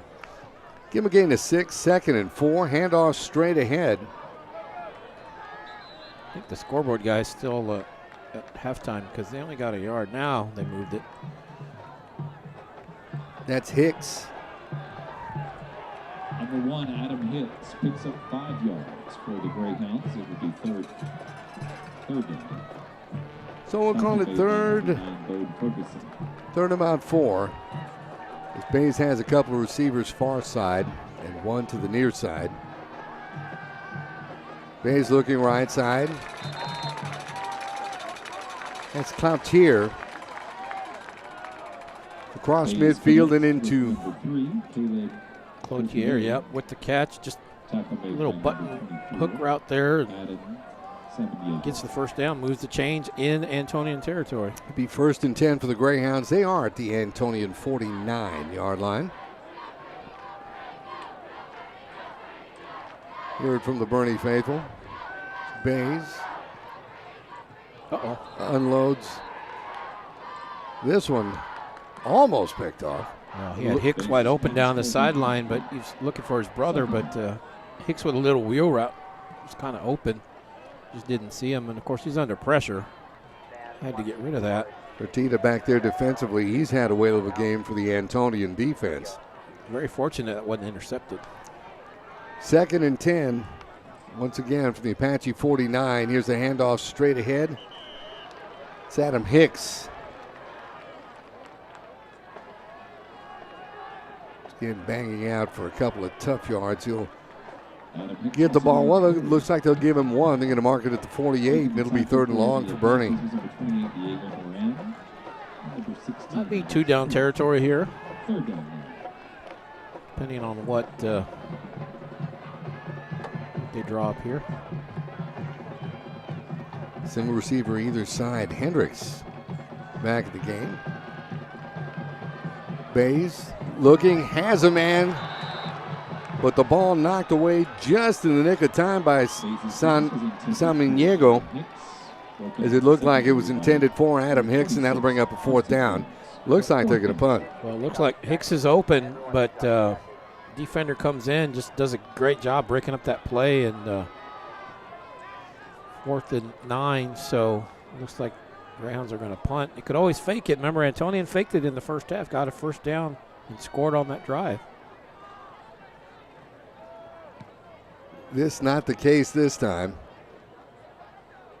As the punt taking a Greyhound roll.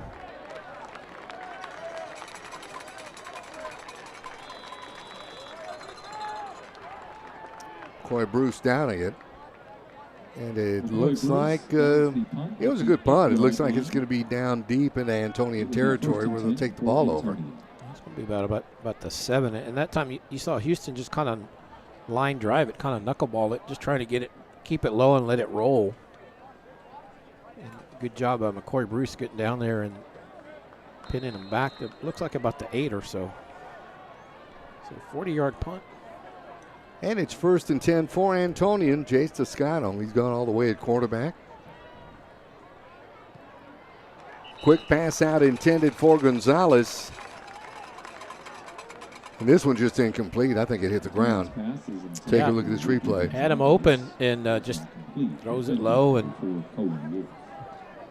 Gonzalez has to go down, try to make that catch, and look like his knee might have hit. But he doesn't catch it, so incomplete. So at 2nd down, Antonian will send 3 receivers to the near side and a single receiver to the far side for quarterback Jace Toscano. Handoff. Looks like he's going to go with Stubbs once again, but not much there.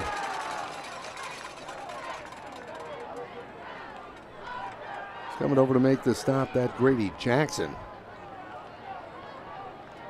And that'll bring up a 3rd down, and we'll call it about 8. Stubbs not so lucky that time. Greyhounds were 3rd and 9. Didn't get it. Apaches at 3rd and 8. Let's see what they do here. Toscano. Pass complete. Ball came loose. Oh, he pitched it. Look out. Uh-oh. That was Strode pitching it to Ricky Gonzalez, and he stepped out. Did he pitch it or did he fumble? Either way, Gonzalez ends up with it. They let the play stand, and let's take a look here. Ricky Gonzalez just has a nose for the football here. There's Strode. Oh, he fumbled it. So he did fumble it, but Gonzalez once again, Johnny on the spot. They're going to back it up. Looks like he stepped out just across the 40, about the 37-yard line, the Boerne 37, that is. But that'll move the chains and improve the field position for the Apaches as they got a 1st and 10 right now. Just how they drew it up, right? Absolutely, how you drawn up. How you drawn up in the locker room. 2 receivers either side for Toscano. He's got a lone back in the backfield. That's Stubbs. Pass across the middle, complete. Well, that time Greyhounds brought pressure from the outside. You see the pressure come from that right side. It's a quick throw, and so the defenders, when there's a blitz, defenders are on one-on-one coverage. And that time there was some separation. Gets 9 yards on that one. Assman with a catch wrapped up by Cole Gentry. Also McCoy Bruce in on the stop.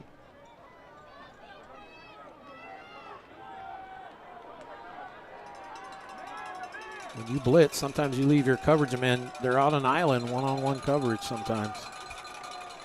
2nd down.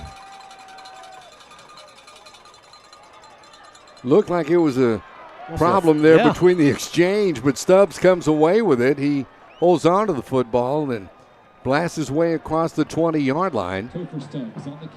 Almost a fumble. That'll move, right? Yeah, that'll move the chains, as you saw there. Well, I don't know if that was a zone read where he has to either decide to hand off to the belly of the back or pull the ball back yeah. and run it. I wasn't sure if that was the case there or if they just a bad exchange, but either way, they get a 1st down out of it. So Toscano with 2 receivers either side on this 1st down. Toscano looking far side, has a man all by his lonesome. That is Harry Hassman. That's a touchdown for Antonian. Hassman just slipped out to the secondary play. They do a play flake and draw people in, and then just got behind the defense there. Just a busted coverage by the Greyhounds, and good job by Toscano recognizing that, seeing his man and hitting him. And just like that, the Apaches back on the lead with 7:39 left to go here in the third quarter. Torres on to try the extra point. It's good. As we mentioned, 7:39 remaining in the third. Our score, Antonian 20, Boerne 17. Back with more in a moment here on the Greyhound Network.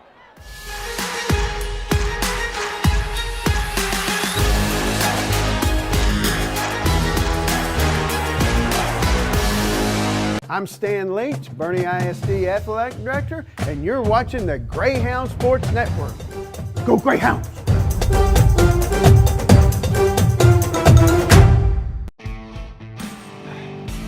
The Dog and Pony Grill has been committed to the Boerne community for over 10 years. And in that time, we've grown. But we've always stayed true to our roots. Just like all of y'all. Live music, great food, and the most fun for all Greyhounds fans. Stop by today, or tomorrow is just fine with us. And we're back with you now at Boerne ISD Stadium, 7:39. The Apaches get back on the board. And tell us about that scoring drive, if you would, Kerry. Pretty impressive. 6 plays, 92 yards. Remember, they were started at the 8 and took 2:12 off the clock. And the kickoff, once again, this is Wolf. A nice return.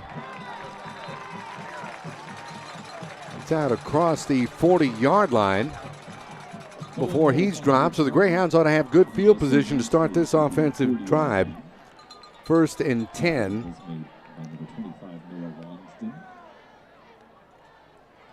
And they're gonna mark it just at the 40. Yep, the 40. You know, that drive, Antonian, 6 plays, 92 yards. And remember, they had a fumble that they picked up and ran for about 20 yards, and that moved the ball down the field. 2 receivers to the far side, a single receiver to the near side for Jackson Bays. Fakes the handoff, puts it away and keeps it himself. Tries to find the corner and gets out to near the 45-yard line before he'll be met there and dropped. That one, I wasn't sure if that was a design play. I don't know. It looked like it might be a busted play there. Like he thought he was supposed to hand it off. I'm not sure, but either way, he gets 3 or 4 out of it. So Preston Jones with a stop that time for Antonian. They'll give him a gain of 4. It'll be 2nd and 6 for Boerne. Bays the handoff. This time it's Hicks trying to come near side. Nothing doing there as he's met there and dropped. In on the stop, Michael Moreno for Antonian.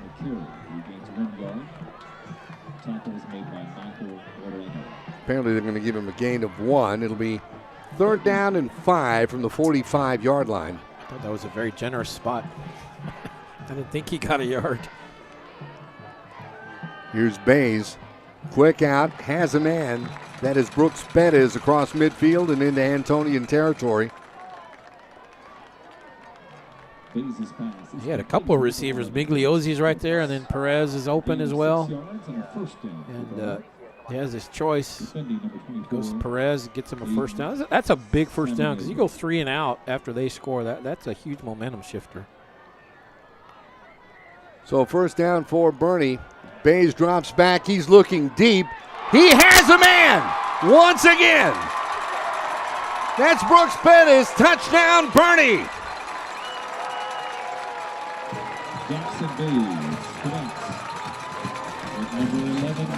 So the Greyhounds come right back with an answer. Strike from Jackson Bays to Brooks Bettis.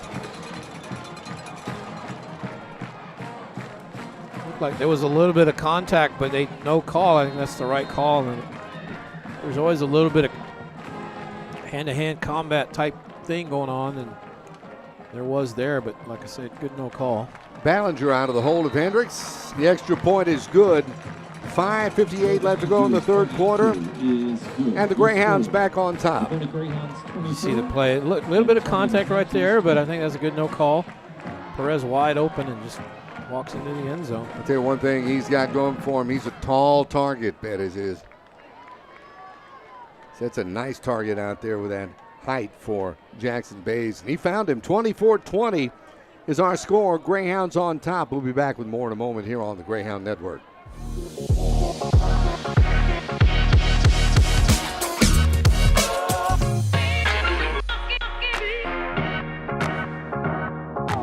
Hi, I'm Superintendent Tommy Price, and you're watching the Greyhound Sports Network.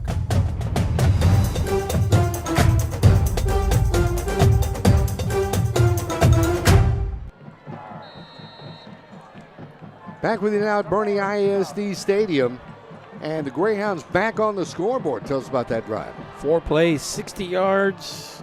Took a minute 33. The big play, of course, the 49-yard touchdown pass from Bays to Perez.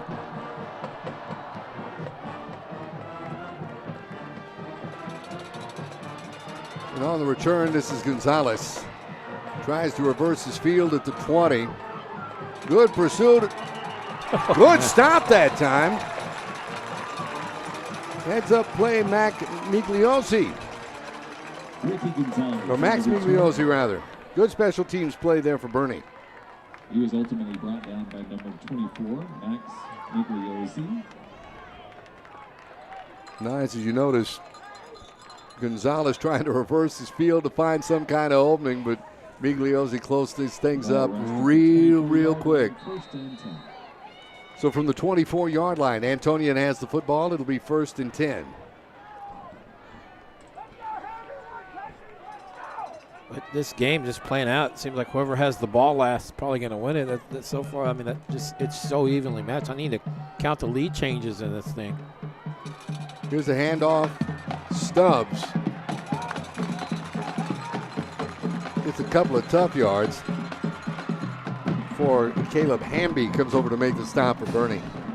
Brown in there. Jeffrey Brown also 35 helping out right there. Houston Hendricks. Yeah. It's good team effort. Held him for a 3-yard gain. It'll be 2nd down and 7. Line of scrimmage is the 27-yard line. Again, Boerne just retook the lead from Antonian 24-20. With just a little over 5 minutes left here in the 3rd quarter. Here's the handoff. Stubbs once again. This time nothing doing. Wrapped up. Luke Mellons coming over to make the stop, among others. You see big number 50 wrapping him up right here. Once again, the ball carrier leading the charge for the Greyhound defense was number 50, Luke Molina. Molina, yep. Oh, correction, Molina. That's an A. That's not an S. And Hamby, I think, also. My apologies, Luke. Hamby also in there. It's 3rd down. Pass, this one complete.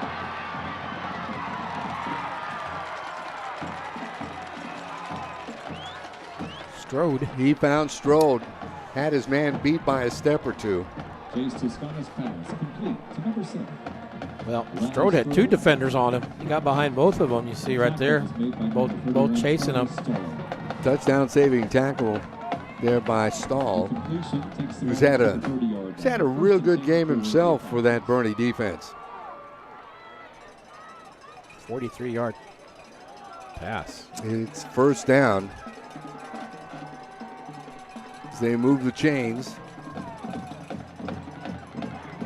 This time Toscano on the keeper. Before he's wrapped up. Hendricks in there to make the stop. Hudson Hendricks, that is. Also some help from Braden Bays. Yeah. Bays gets in there first, hits him right there. You see, then Hudson comes in, pushes him back. And that was a design quarterback draw and just nowhere to go. Just Bays fills up that hole and stops him, no gain. Didn't catch the Greyhound defense napping that time. Break huddle, they're going to send 2 receivers either side. 2nd and 10 for Antonian.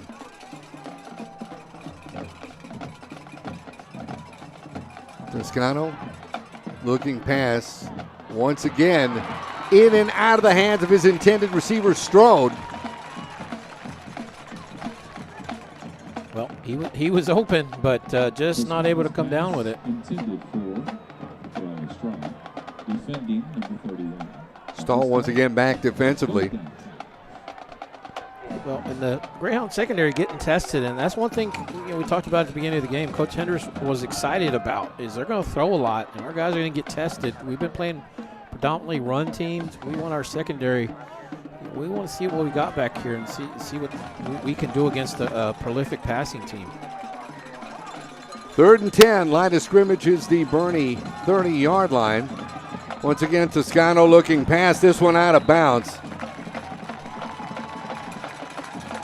Gonzalez may have hauled that in, but it was out of bounds. Nice catch, but out of bounds. And what do you do here if you're the Apaches? You're kind of see the plays well out of bounds, actually. It is an interesting call for Coach Blake Fushak. See what they're going to do. Yeah, that'd be a 47-yarder from here. That's a long field goal for a high school kicker. There are some that can make it. And we've seen a good leg from Torres, but looks like they're going to go for it They're here. going for it on this 4th and 10. 3:15 left to go in the third. Antonian down 4. Big play of the game. Takes a handoff. Toscano looking past. Toscano once again. It's the same play, and he got it. Well, did he catch it? I don't know. I believe they're saying, of course, the Boerne coaching staff saying he was out, but Gonzalez comes up with a football. Oh, looking at the replay, he was out. His foot was out, but they looked like his foot was out, but they're going to give it to him. They're going to give it to him. The 20-yard line. Yeah, that's where he had to get, right to the 20. That was the same play they ran on the play before. Just tried to throw it, but a little sooner, but should have been an incomplete. 1st and 10. Line of scrimmage, the Boerne 20 as Stubbs gets the call. Bulls his way ahead for pickup of about 4. That's Molina once again wrapping him up. I'd like to see that play if we could again. I don't know if we've got that on. But Gonzalez was clearly out of bounds. Just I thought he was out by his foot landed out of bounds, but we have the benefit of a replay, which they don't. It's bang bang. It's bang bang for those guys down there. It's quick. It is. They're going to give him a pickup of 3 on that last play. Stubbs, that is. It's 2nd and 7 from the 17. This time the handoff. Oh. Big hole for the running back, that Noah Logsdon. As he'll get down to near the 10-yard line. It's going to be close to another first down. He's coming up a little late. He went airborne there. Just landed a little awkwardly, but. And I think Stubbs kind of limped out after that last play before, so. 1st and goal for Antonian. Line of scrimmage is the Boerne 10, as now we're under 2 minutes left here in the 3rd quarter. The handoff once again, Logsdon. No. There's a log jam there. Hudson Hendricks coming over to make the stop. Some help from Cole Durham as well. Number 25, Logsdon. Initial contact with the attention made by number 41. Also getting in all the action, Braden Bays. Cole Durham is one that grabbed the leg, just won't let go, and drops it for a loss, 2-yard loss. 2nd and goal now, the 12-yard line for Antonian.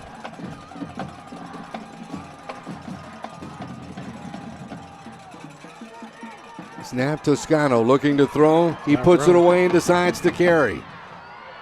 Eludes a tackler. Big hit that time by Cole Gentry to wrap up Toscano at about the 5-yard line. Well, when Toscano, he sees the opening in front. You see that opening. He sees it. He decides to tuck and run.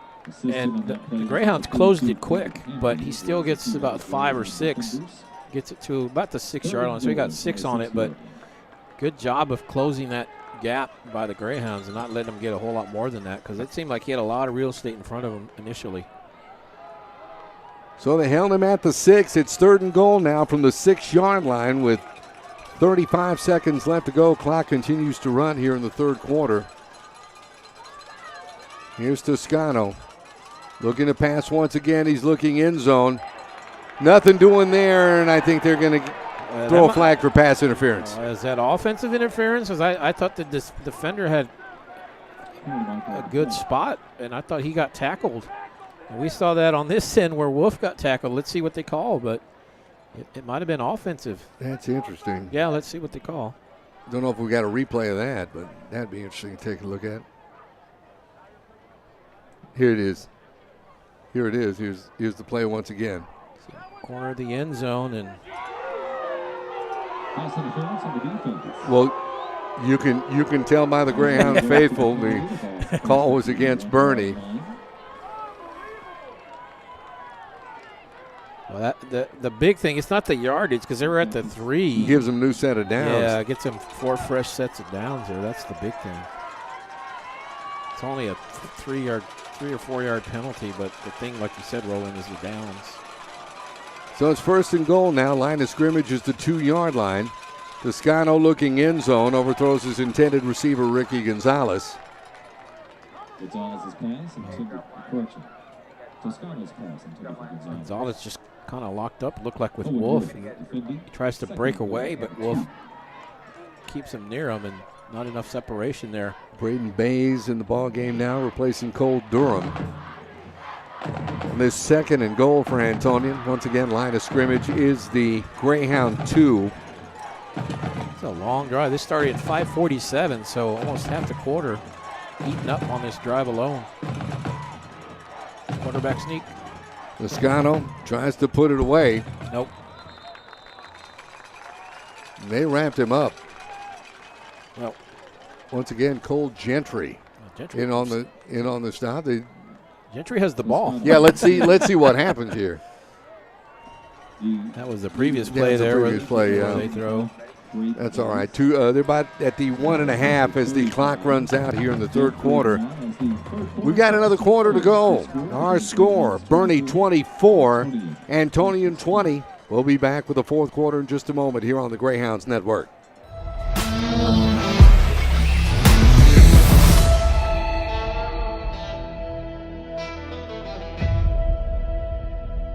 Hi, I'm Brian Benway, Boerne ISD Director of Communications, and you're watching the Greyhounds Sports Network. Let's go Hounds! Hi, I'm Scott, and I love Chick-fil-A nuggets because the flavor is unparalleled. As soon as you bite into them, you're in a happy place. The seasoning is perfect. Hey, I'm Giovanni, and a little thing I love about Chick-fil-A nuggets is that they're perfectly breaded. There's just that right amount of crisp. I don't know what they're doing in the kitchen, but it's pure magic.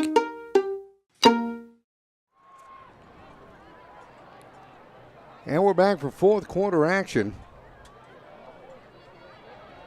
as the Antonian Apaches are driving. They're down 4. Boerne defense needs a big stand.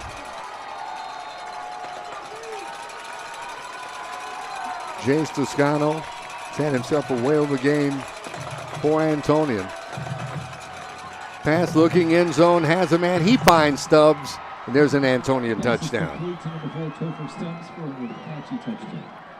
And that throw by Toscano, he throws it before Stubbs is even turned around. Stubbs is still on the route when he makes the throw. Watch this. He's still running. He throws it, and he turns around right there. Makes the catch. That was the play. Throw it underneath. So just underway here in the 4th quarter. Antonian back on the scoreboard. Extra point is pending.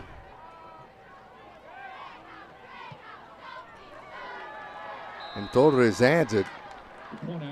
We got 11:55 left to go in tonight's ball game. Our score now, Antonian 27, Boerne 24. And we'll be back with more in a moment here on the Greyhound Network.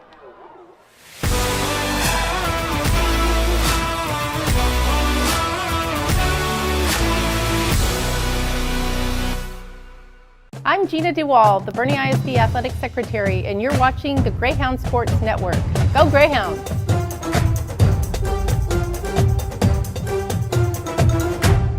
Ladies, that is how you execute the run-pass option. All right, guys. In order to live in this community, we need to know important facts. What year was Boerne High School opened? Back in 1909. Now, who knows the name of the mascots? Rowdy and Rita. Okay. What year did Boerne... Back with you at Boerne ISD Stadium. Antonian on the scoreboard to take a 3-point lead, 27-24 on top of Boerne right now. And Kerry, that drive took quite a while. 5:52, so almost half a quarter, 76 yards, 15-play drive. Kick to the near side. It's Wolf handling the kickoff. Wolf across the 30, loses his footing, and he'll be down at about the 32-yard line. And that's where the Greyhounds offense will go to work, 1st and 10. I have this lead change, 24-27, Apaches up. I have this as the 7th lead change of the game, so tie or lead change.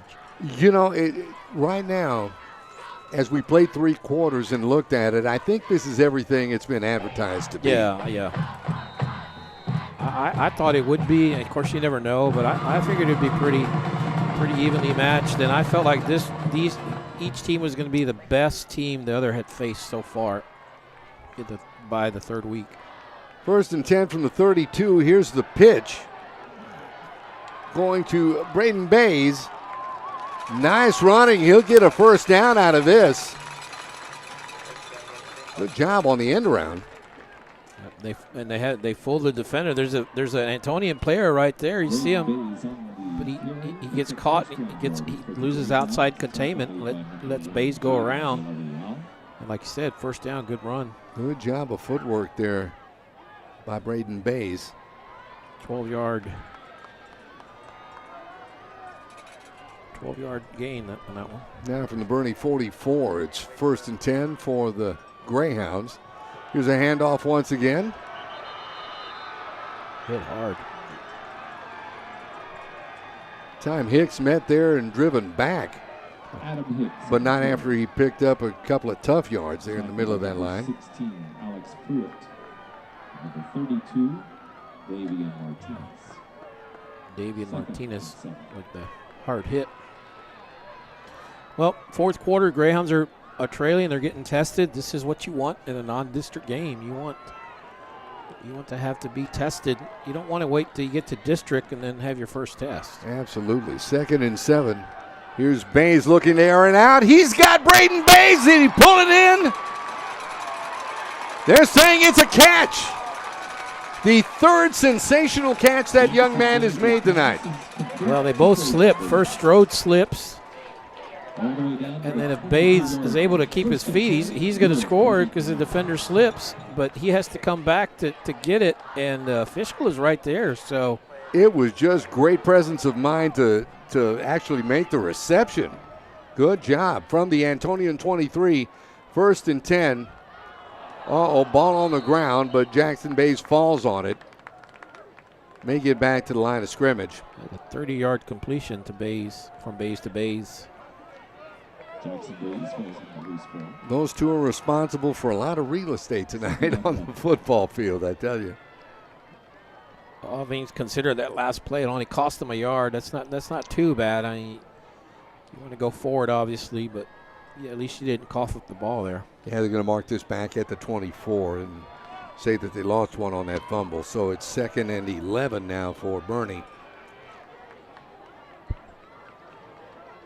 Jackson Bays takes a handoff. He's looking pass once again and has Braden Bays at about the 11 before he's driven out of bounds by Riley Strode.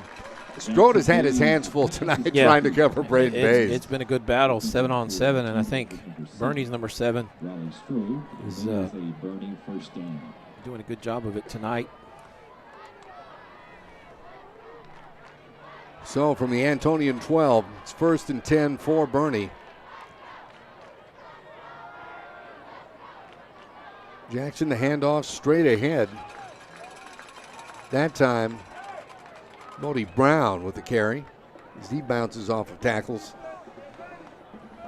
See, and you're seeing guys, you see as one of the Greyhound linemen come out. Greyhound's moving guys in and out. Is that going to matter in the 4th quarter? You're seeing different running backs. You've seen Brown in there. You've seen Hicks in there. You've seen Gentry in there. You've seen Dement in there. They're going to give Brown a pickup of 3, and it'll be 2nd and 7. Line of scrimmage is the 9-yard line. Greyhounds pick up another 1st down at the 2. This time the fake to Brown. The toss outside to Chance Gentry. Hauls the ball in. Play action, just fakes the run, tries to draw on the linebackers. Gentry got a little bit of space in front of him. And Moreno over to make the stop for Antonian. It'll be 3rd and 2 now. Line of scrimmage is the 4-yard line. Here's Bays. Give straight ahead. They should have the first down as Brown once again with the carry. Well, what can Brown do for you? Like, get you a first down. He got us a first down. It's going to be 1st and goal now. Line of scrimmage is the Antonian 2-yard line. As the clock continues to move now, 7:56 remaining in the ball game this evening. Right now, it's looking like this is a case of who's going to have possession of the football last. Here's Bays, the keeper, straight ahead. He'll be stopped shy of the end zone. Knocked down at, call it about the 1. 26, Preston Jones with a stop for Antonian. I have a nephew named Preston Jones, but I don't think it's my nephew out there. I think it's another Preston Jones. 2nd and goal.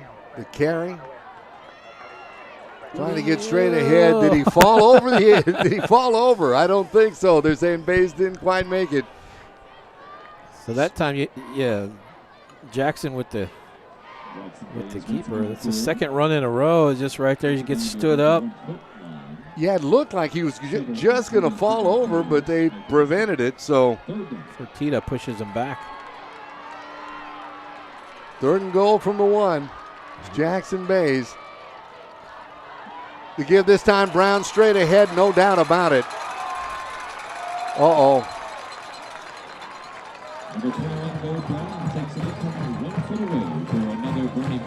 That is a Greyhound first down, Greyhound touchdown.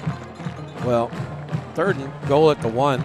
They were going to have 2 cracks at it. They were going to go. I'm pretty sure they would go for it on 4th down unless they backed up quite a bit on a penalty or a bad snap or something. They had 2 cracks at it.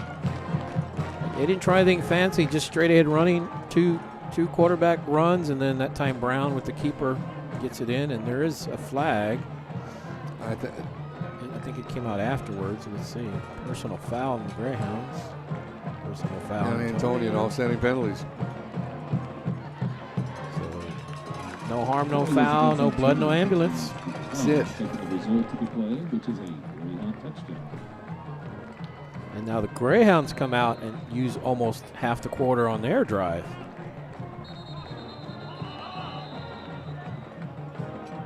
So they got the Greyhounds for procedure.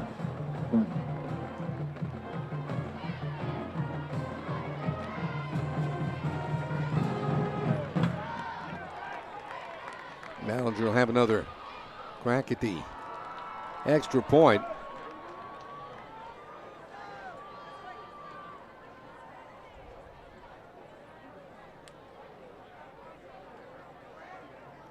This, of course, out of the hold of Houston Hendricks. We wait to get back to play. And here comes the snap. Extra point is good. We've got 6:44 remaining in tonight's ball game. And the Greyhounds back in front. 31-27 over Antonian. Like I say, with 6:44 left to go in tonight's ball game. Back with more in a moment here on the Greyhound Network.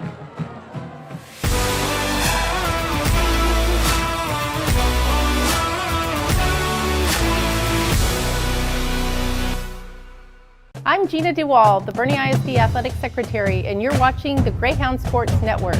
Go Greyhounds!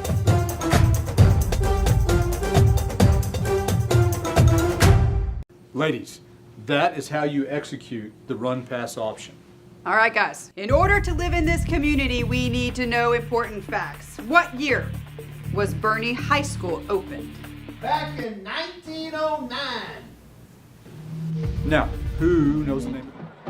Greyhounds back on the scoreboard as they take a 4-point lead, 31-27 on top of Antonian, and that drive looked like 11 plays, 68 yards, took 4:08. So the last 2 drives are taking about 10 minutes of clock combined by each team.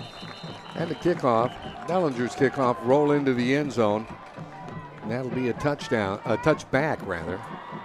Boerne 408 on their drive, Antonian 552. So yeah, basically 10 minutes. Actually, exactly 10 minutes on those last two drives.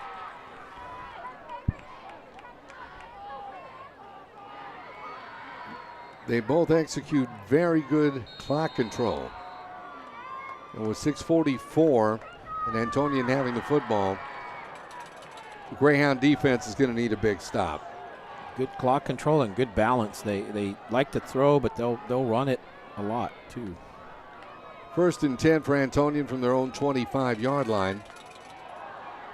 Toscano looking to throw. He unloads. He has a man all alone. That being Riley Strode. Pass is complete to Riley Strode. Be a pickup across the 35 to about the 37-yard line, moving the chains. Gain of 12 on that play. It'll be 1st and 10. Good job by the Antonian lineman. Giving Toscano time to find and wait for the receiver to get open.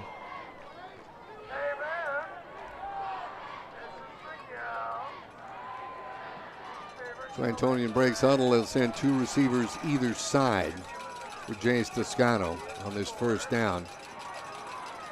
Once again looking to air it out. And does. Has a man all by himself. Ricky Gonzalez to the house. Touchdown Antonian.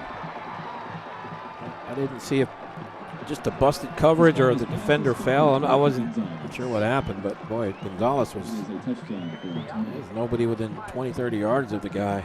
63-yard strike to Ricky Gonzalez. He just got behind the defense. They lost track of him, and that's not the guy you want to lose track of. Oh, no. He's the one guy you got to know where he is.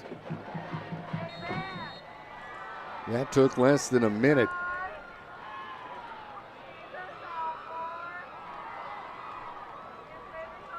.45 seconds to be exact to get Antonian back on the scoreboard. Torres with the extra point. And this back and forth lead continues as Antonian takes the lead 34-31 with just under 6 minutes left to go in tonight's ball game. We'll be back with more.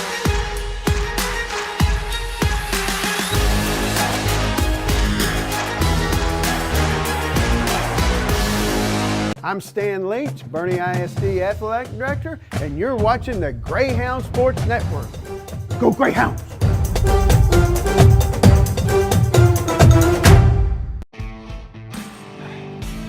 The Dog and Pony Grill has been committed to the Boerne community for over 10 years.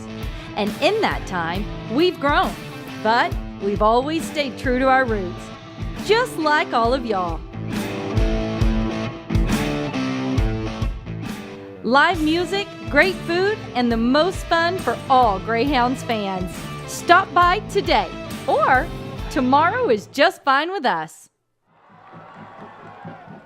Back with you now at Boerne ISD Stadium, a 63-yard touchdown pass to Ricky Gonzalez. Gives Antonian a 34-31 lead as we're back for the kickoff. Bettis with a return. Get it down across the 40. Getting up off that pile, Eugene Guajardo on special teams there for Antonian. Good starting field position for the Greyhounds after that return, 45-yard line. But that drive, we talked about these teams, 10-minute drive combined, 5 to 6 in a 4-minute drive. That one was 45 seconds. And it was 2 plays, 75 yards, and Gonzalez got loose, and 9th tie or lead change of the game.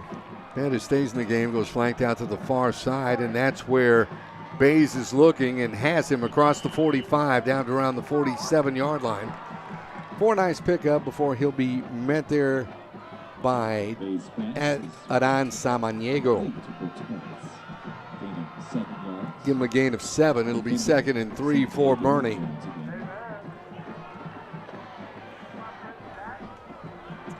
Two receivers near side, and a single receiver to the far side for Bays. The handoff straight ahead. Here's Hicks. Nice opening across the 40 down to around the 37-yard line.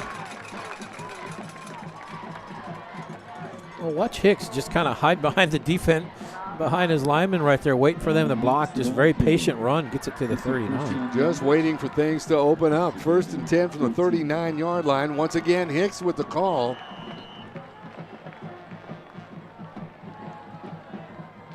He's bent there and dropped. Stop made that time. Preston Jones. We call that young man's name quite a bit tonight. The previous run by Hicks, 14 yards. 14 yards as he comes out, takes a little bit of a breather, and Brown going back in. They're going to give Hicks a pickup of 2 on that last play. It's 2nd down and 8 now from the Antonian 37-yard line with Jackson Bays. Faking, passing, has Bettis. He's wrapped up just about the 30-yard line. Samaniego on the coverage. And the Greyhounds are moving the football. Going to Perez twice on this drive, and 2 good catches, and that time makes it a very manageable 3rd and 1. And I think if you're the Greyhounds, you field goal will tie it, but I think you probably going to have 2 cracks at this 3rd and 1. Quarterback sneak. 3rd down 1. Oh, I don't know. His knee might have gone down. He's going to mark him short. Jackson Bays the carry. On the keeper that time. I think you see the quarterback sneak. Let's say his knee is down, so it's 4th and 1, and they're bringing in. They're going to go for it, but looks like they're bringing in a different package, and they're having a hard time figuring out who needs to be in there right now. Hudson Hendricks checking in. McCoy Bruce checking into the game. They've got time. And Hicks is back in the game, running back. So 4th and less than a yard. Bays to give Hicks. Straight ahead. Oh, I don't know. He's right on it. It's right on it. They're going to have to measure left foot, right foot. Let's see. I think they're going to have to measure. The Apaches are saying he didn't get it. They're saying they got it. Wow. And the Antonian coaches, we can hear them up here in the press box, they wanted a movement. They said somebody on Boerne High moved, but that did not get called. Yeah, they're spotting this at the 29, so that will move the chains and give the Greyhounds a 1st down with 3:05 left to go in the ball game. Clock continues to run now at the 3-minute mark on this 1st and 10 from the 29. Bays. The give to Hicks, trying to find the outside corner and does. Gets across the 20, run out at about the 18-yard line. What a great run by Hicks. I think they might want to eat as much clock as they possibly can, though, right now. Watch him right here. Watch him shift the ball to his left hand. See that? He had it on the right side. He shifts it to his left side. And if he fumbles, the ball goes out of bounds, and it frees up his outside hand to stiff arm if he needs that. So that was a smart football move. Yeah, you want to burn as much of this as you can, but Antonian does have 3 timeouts. So 1st and 10 now from the Antonian 17-yard line. The give to Hicks once again. He's catching fire and gets across the 10, run out at about the 9-yard line. That was Riley Strode running him out of bounds. Well, watch Hicks again. He's got the ball on the right side. He's going to the outside. That's when you shift the ball. He does it right there. You see, he just shifts it. If he does fumble it, it's probably going to go out of bounds, and that's after about a 7-yard gain. 2nd and 3 for Boerne. Line of scrimmage is the Antonian 10-yard line. They got Perez and Braden Bays to the near side. Here's the handoff straight ahead. Brown barrels into the end zone. Touchdown, Greyhounds. Second, what can Brown do for you? We asked earlier. Well, he can score 2 touchdowns for you here in the 4th quarter for our 10th tie or lead change.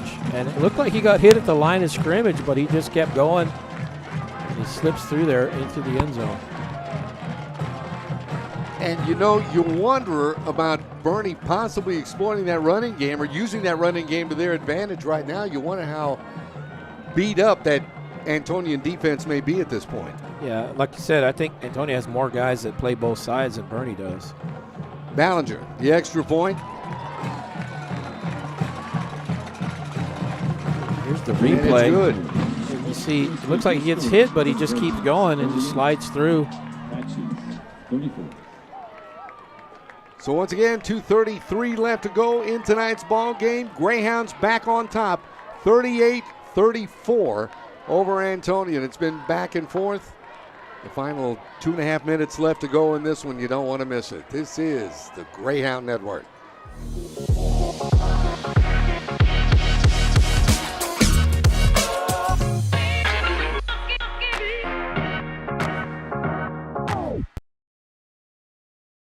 Hi, I'm Superintendent Tommy Price, and you're watching the Greyhound Sports Network.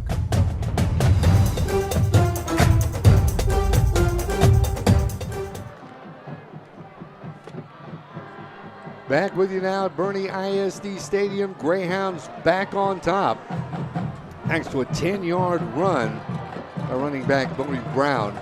Hey, give us a little bit about that drive there, Karen. 9 plays, 55 yards, 317. And this kickoff sails into the end zone. It'll be a touchback. Antonian will have the football first and 10. Line of scrimmage is their own 25-yard line. Really, a couple key plays on that drive. Perez with a nice return, sets them up at the 45, remember? And then 4th and 1, they go for it, get the first down. And, of course, Brown with a nice run. Hicks looked really good running the football. Hicks had some nice runs off that left side, got some first downs, and so here we go. So from the 25, fans on both sides have been treated to a dandy tonight. 3 receivers far side, single receiver to the near side for quarterback Jace Toscano. Takes the snap, he's looking pass all the way, pressure coming. Couldn't get out of that one. Man, but he's so tough to bring down, isn't he? He is. He dodged a couple of things before Molina came over to make the stop. Back to the line of scrimmage. It's 2nd and 10. 2 receivers either side for Toscano. Penalty markers down. Antonian moved. And that's movement on Antonian, so that'll back it up. Well, Antonian's got 2:10, and they got 3 timeouts. I don't think you have to necessarily be in a hurry up. You kind of got to be in a little speeded up type deal, but you got a lot of time. And remember, the clock stops after a first down in high school, so. They're going with 5 receivers, 2 near side and 3 to the far side on this 2nd and 15. Toscano looking to air it out. He underthrew his intended receiver, and that was Michael Painter. Well, I look. He has room. I thought he was going to run. He steps up to the line. Looks like he's going to run right there. He underthrows one and overthrows the other. He kind of threw it right in between both. So I'm not really sure who he was going to. We talked about how much time they had. They kind of rushed that last play, and that backed them up. Big play for the Greyhound defense on this 3rd and 15 from the Antonian 20. 2 receivers either side. Pass. This one caught, stuck. Big hit that time on Gonzalez. And coming over to make the hit, that was Braden Bays. Keeps that gain at a minimum. Just hits him hard. Nice clean shot. Only gives up 5. Going for it. Here it is. 4th down. Toscano looking to throw. Toscano has a man right at the first down marker. We'll see where this is marked. The Greyhounds are celebrating. Yeah, I think the official over there saying he was out of bounds when he caught it. Bays was over there on defense. Let's look at the replay here.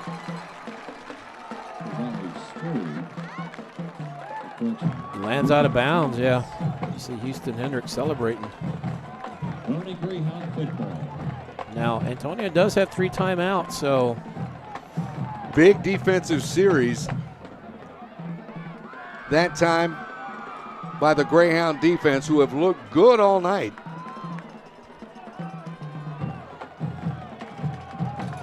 I think you got to run the ball and make them burn timeouts. Rose to the occasion when they needed to. 1:27 left to go in tonight's ball game. Run, run, run. Make them burn timeouts. Bays. Movement. I don't know if that was on the offense or on the defense. Of course, the Greyhounds are saying, no, they moved. Neutral zone violation. Got in the neutral zone. Then the Greyhounds moved is what they're saying. So I don't know that changes a whole lot. I think you're still going to run if you're the Greyhounds. Instead of a 1st and 10, now it's 1st and 5 from the Antonian 20. No time off the clock. It's Jackson Bays. Here's the give to Hicks. Straight ahead. He's banging out for tough yardage across the 15 down to around the 13-yard line. Adam Hicks picks up the first clock will down. stop. Yeah. Clock stops with 1:20 left to go in the ball game this evening. Antonian Burns. Here you go. You got to make them use those timeouts, and they use the first of 3 here.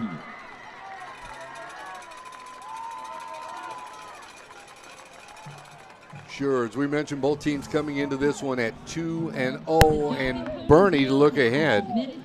They've long road trip next week. They're going to the coast. Yeah, going to go play Gregory Portland. Come back home to host Salado.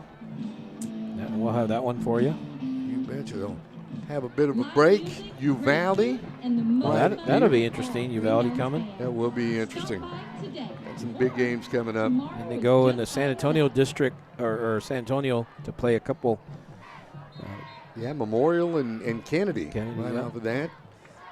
The 28th, Somerset, and then the backyard rivalry to wrap up the season on November 4th, which will be here before you know it. They'll be taking on the Battling Billies of Fredericksburg. 1st and 10, line of scrimmage, the 13-yard line. Hicks once again. He's brought you here. He takes the ball down to about the 5-yard line before he's wrapped up. I guess the Apaches going to call another timeout. They'll burn another one.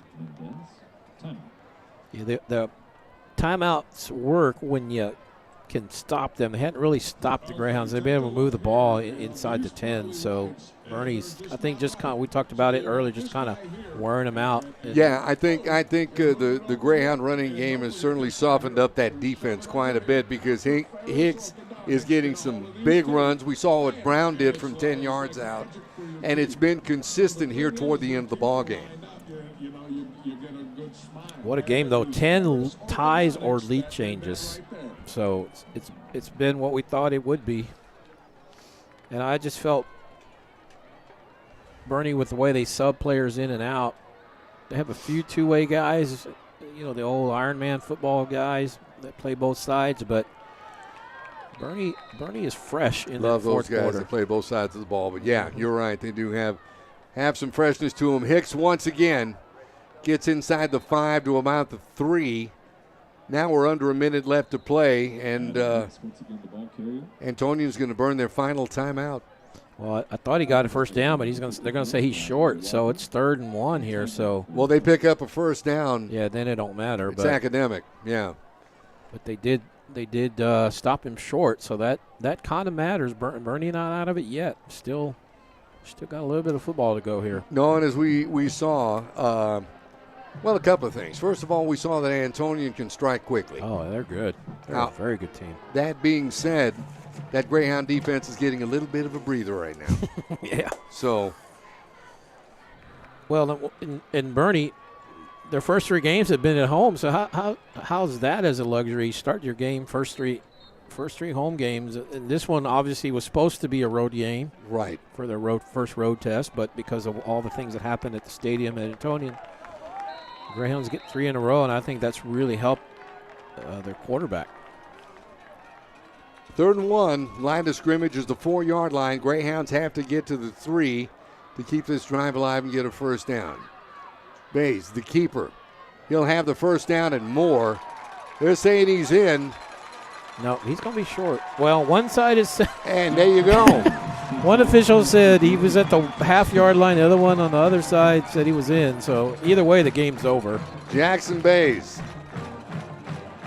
I was looking at the far side official. He was running in, marking him short. The official on the Greyhound side said, no, he's in. So that'll be final nail in the coffin there. And Ballinger on to try the extra point.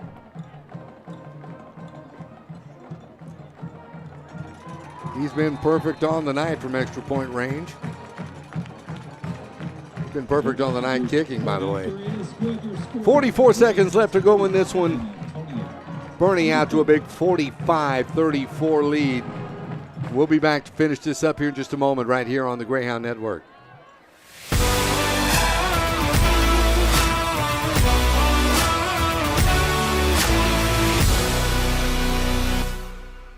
I'm Gina DeWall, the Boerne ISD Athletic Secretary, and you're watching the Greyhound Sports Network. Go Greyhounds!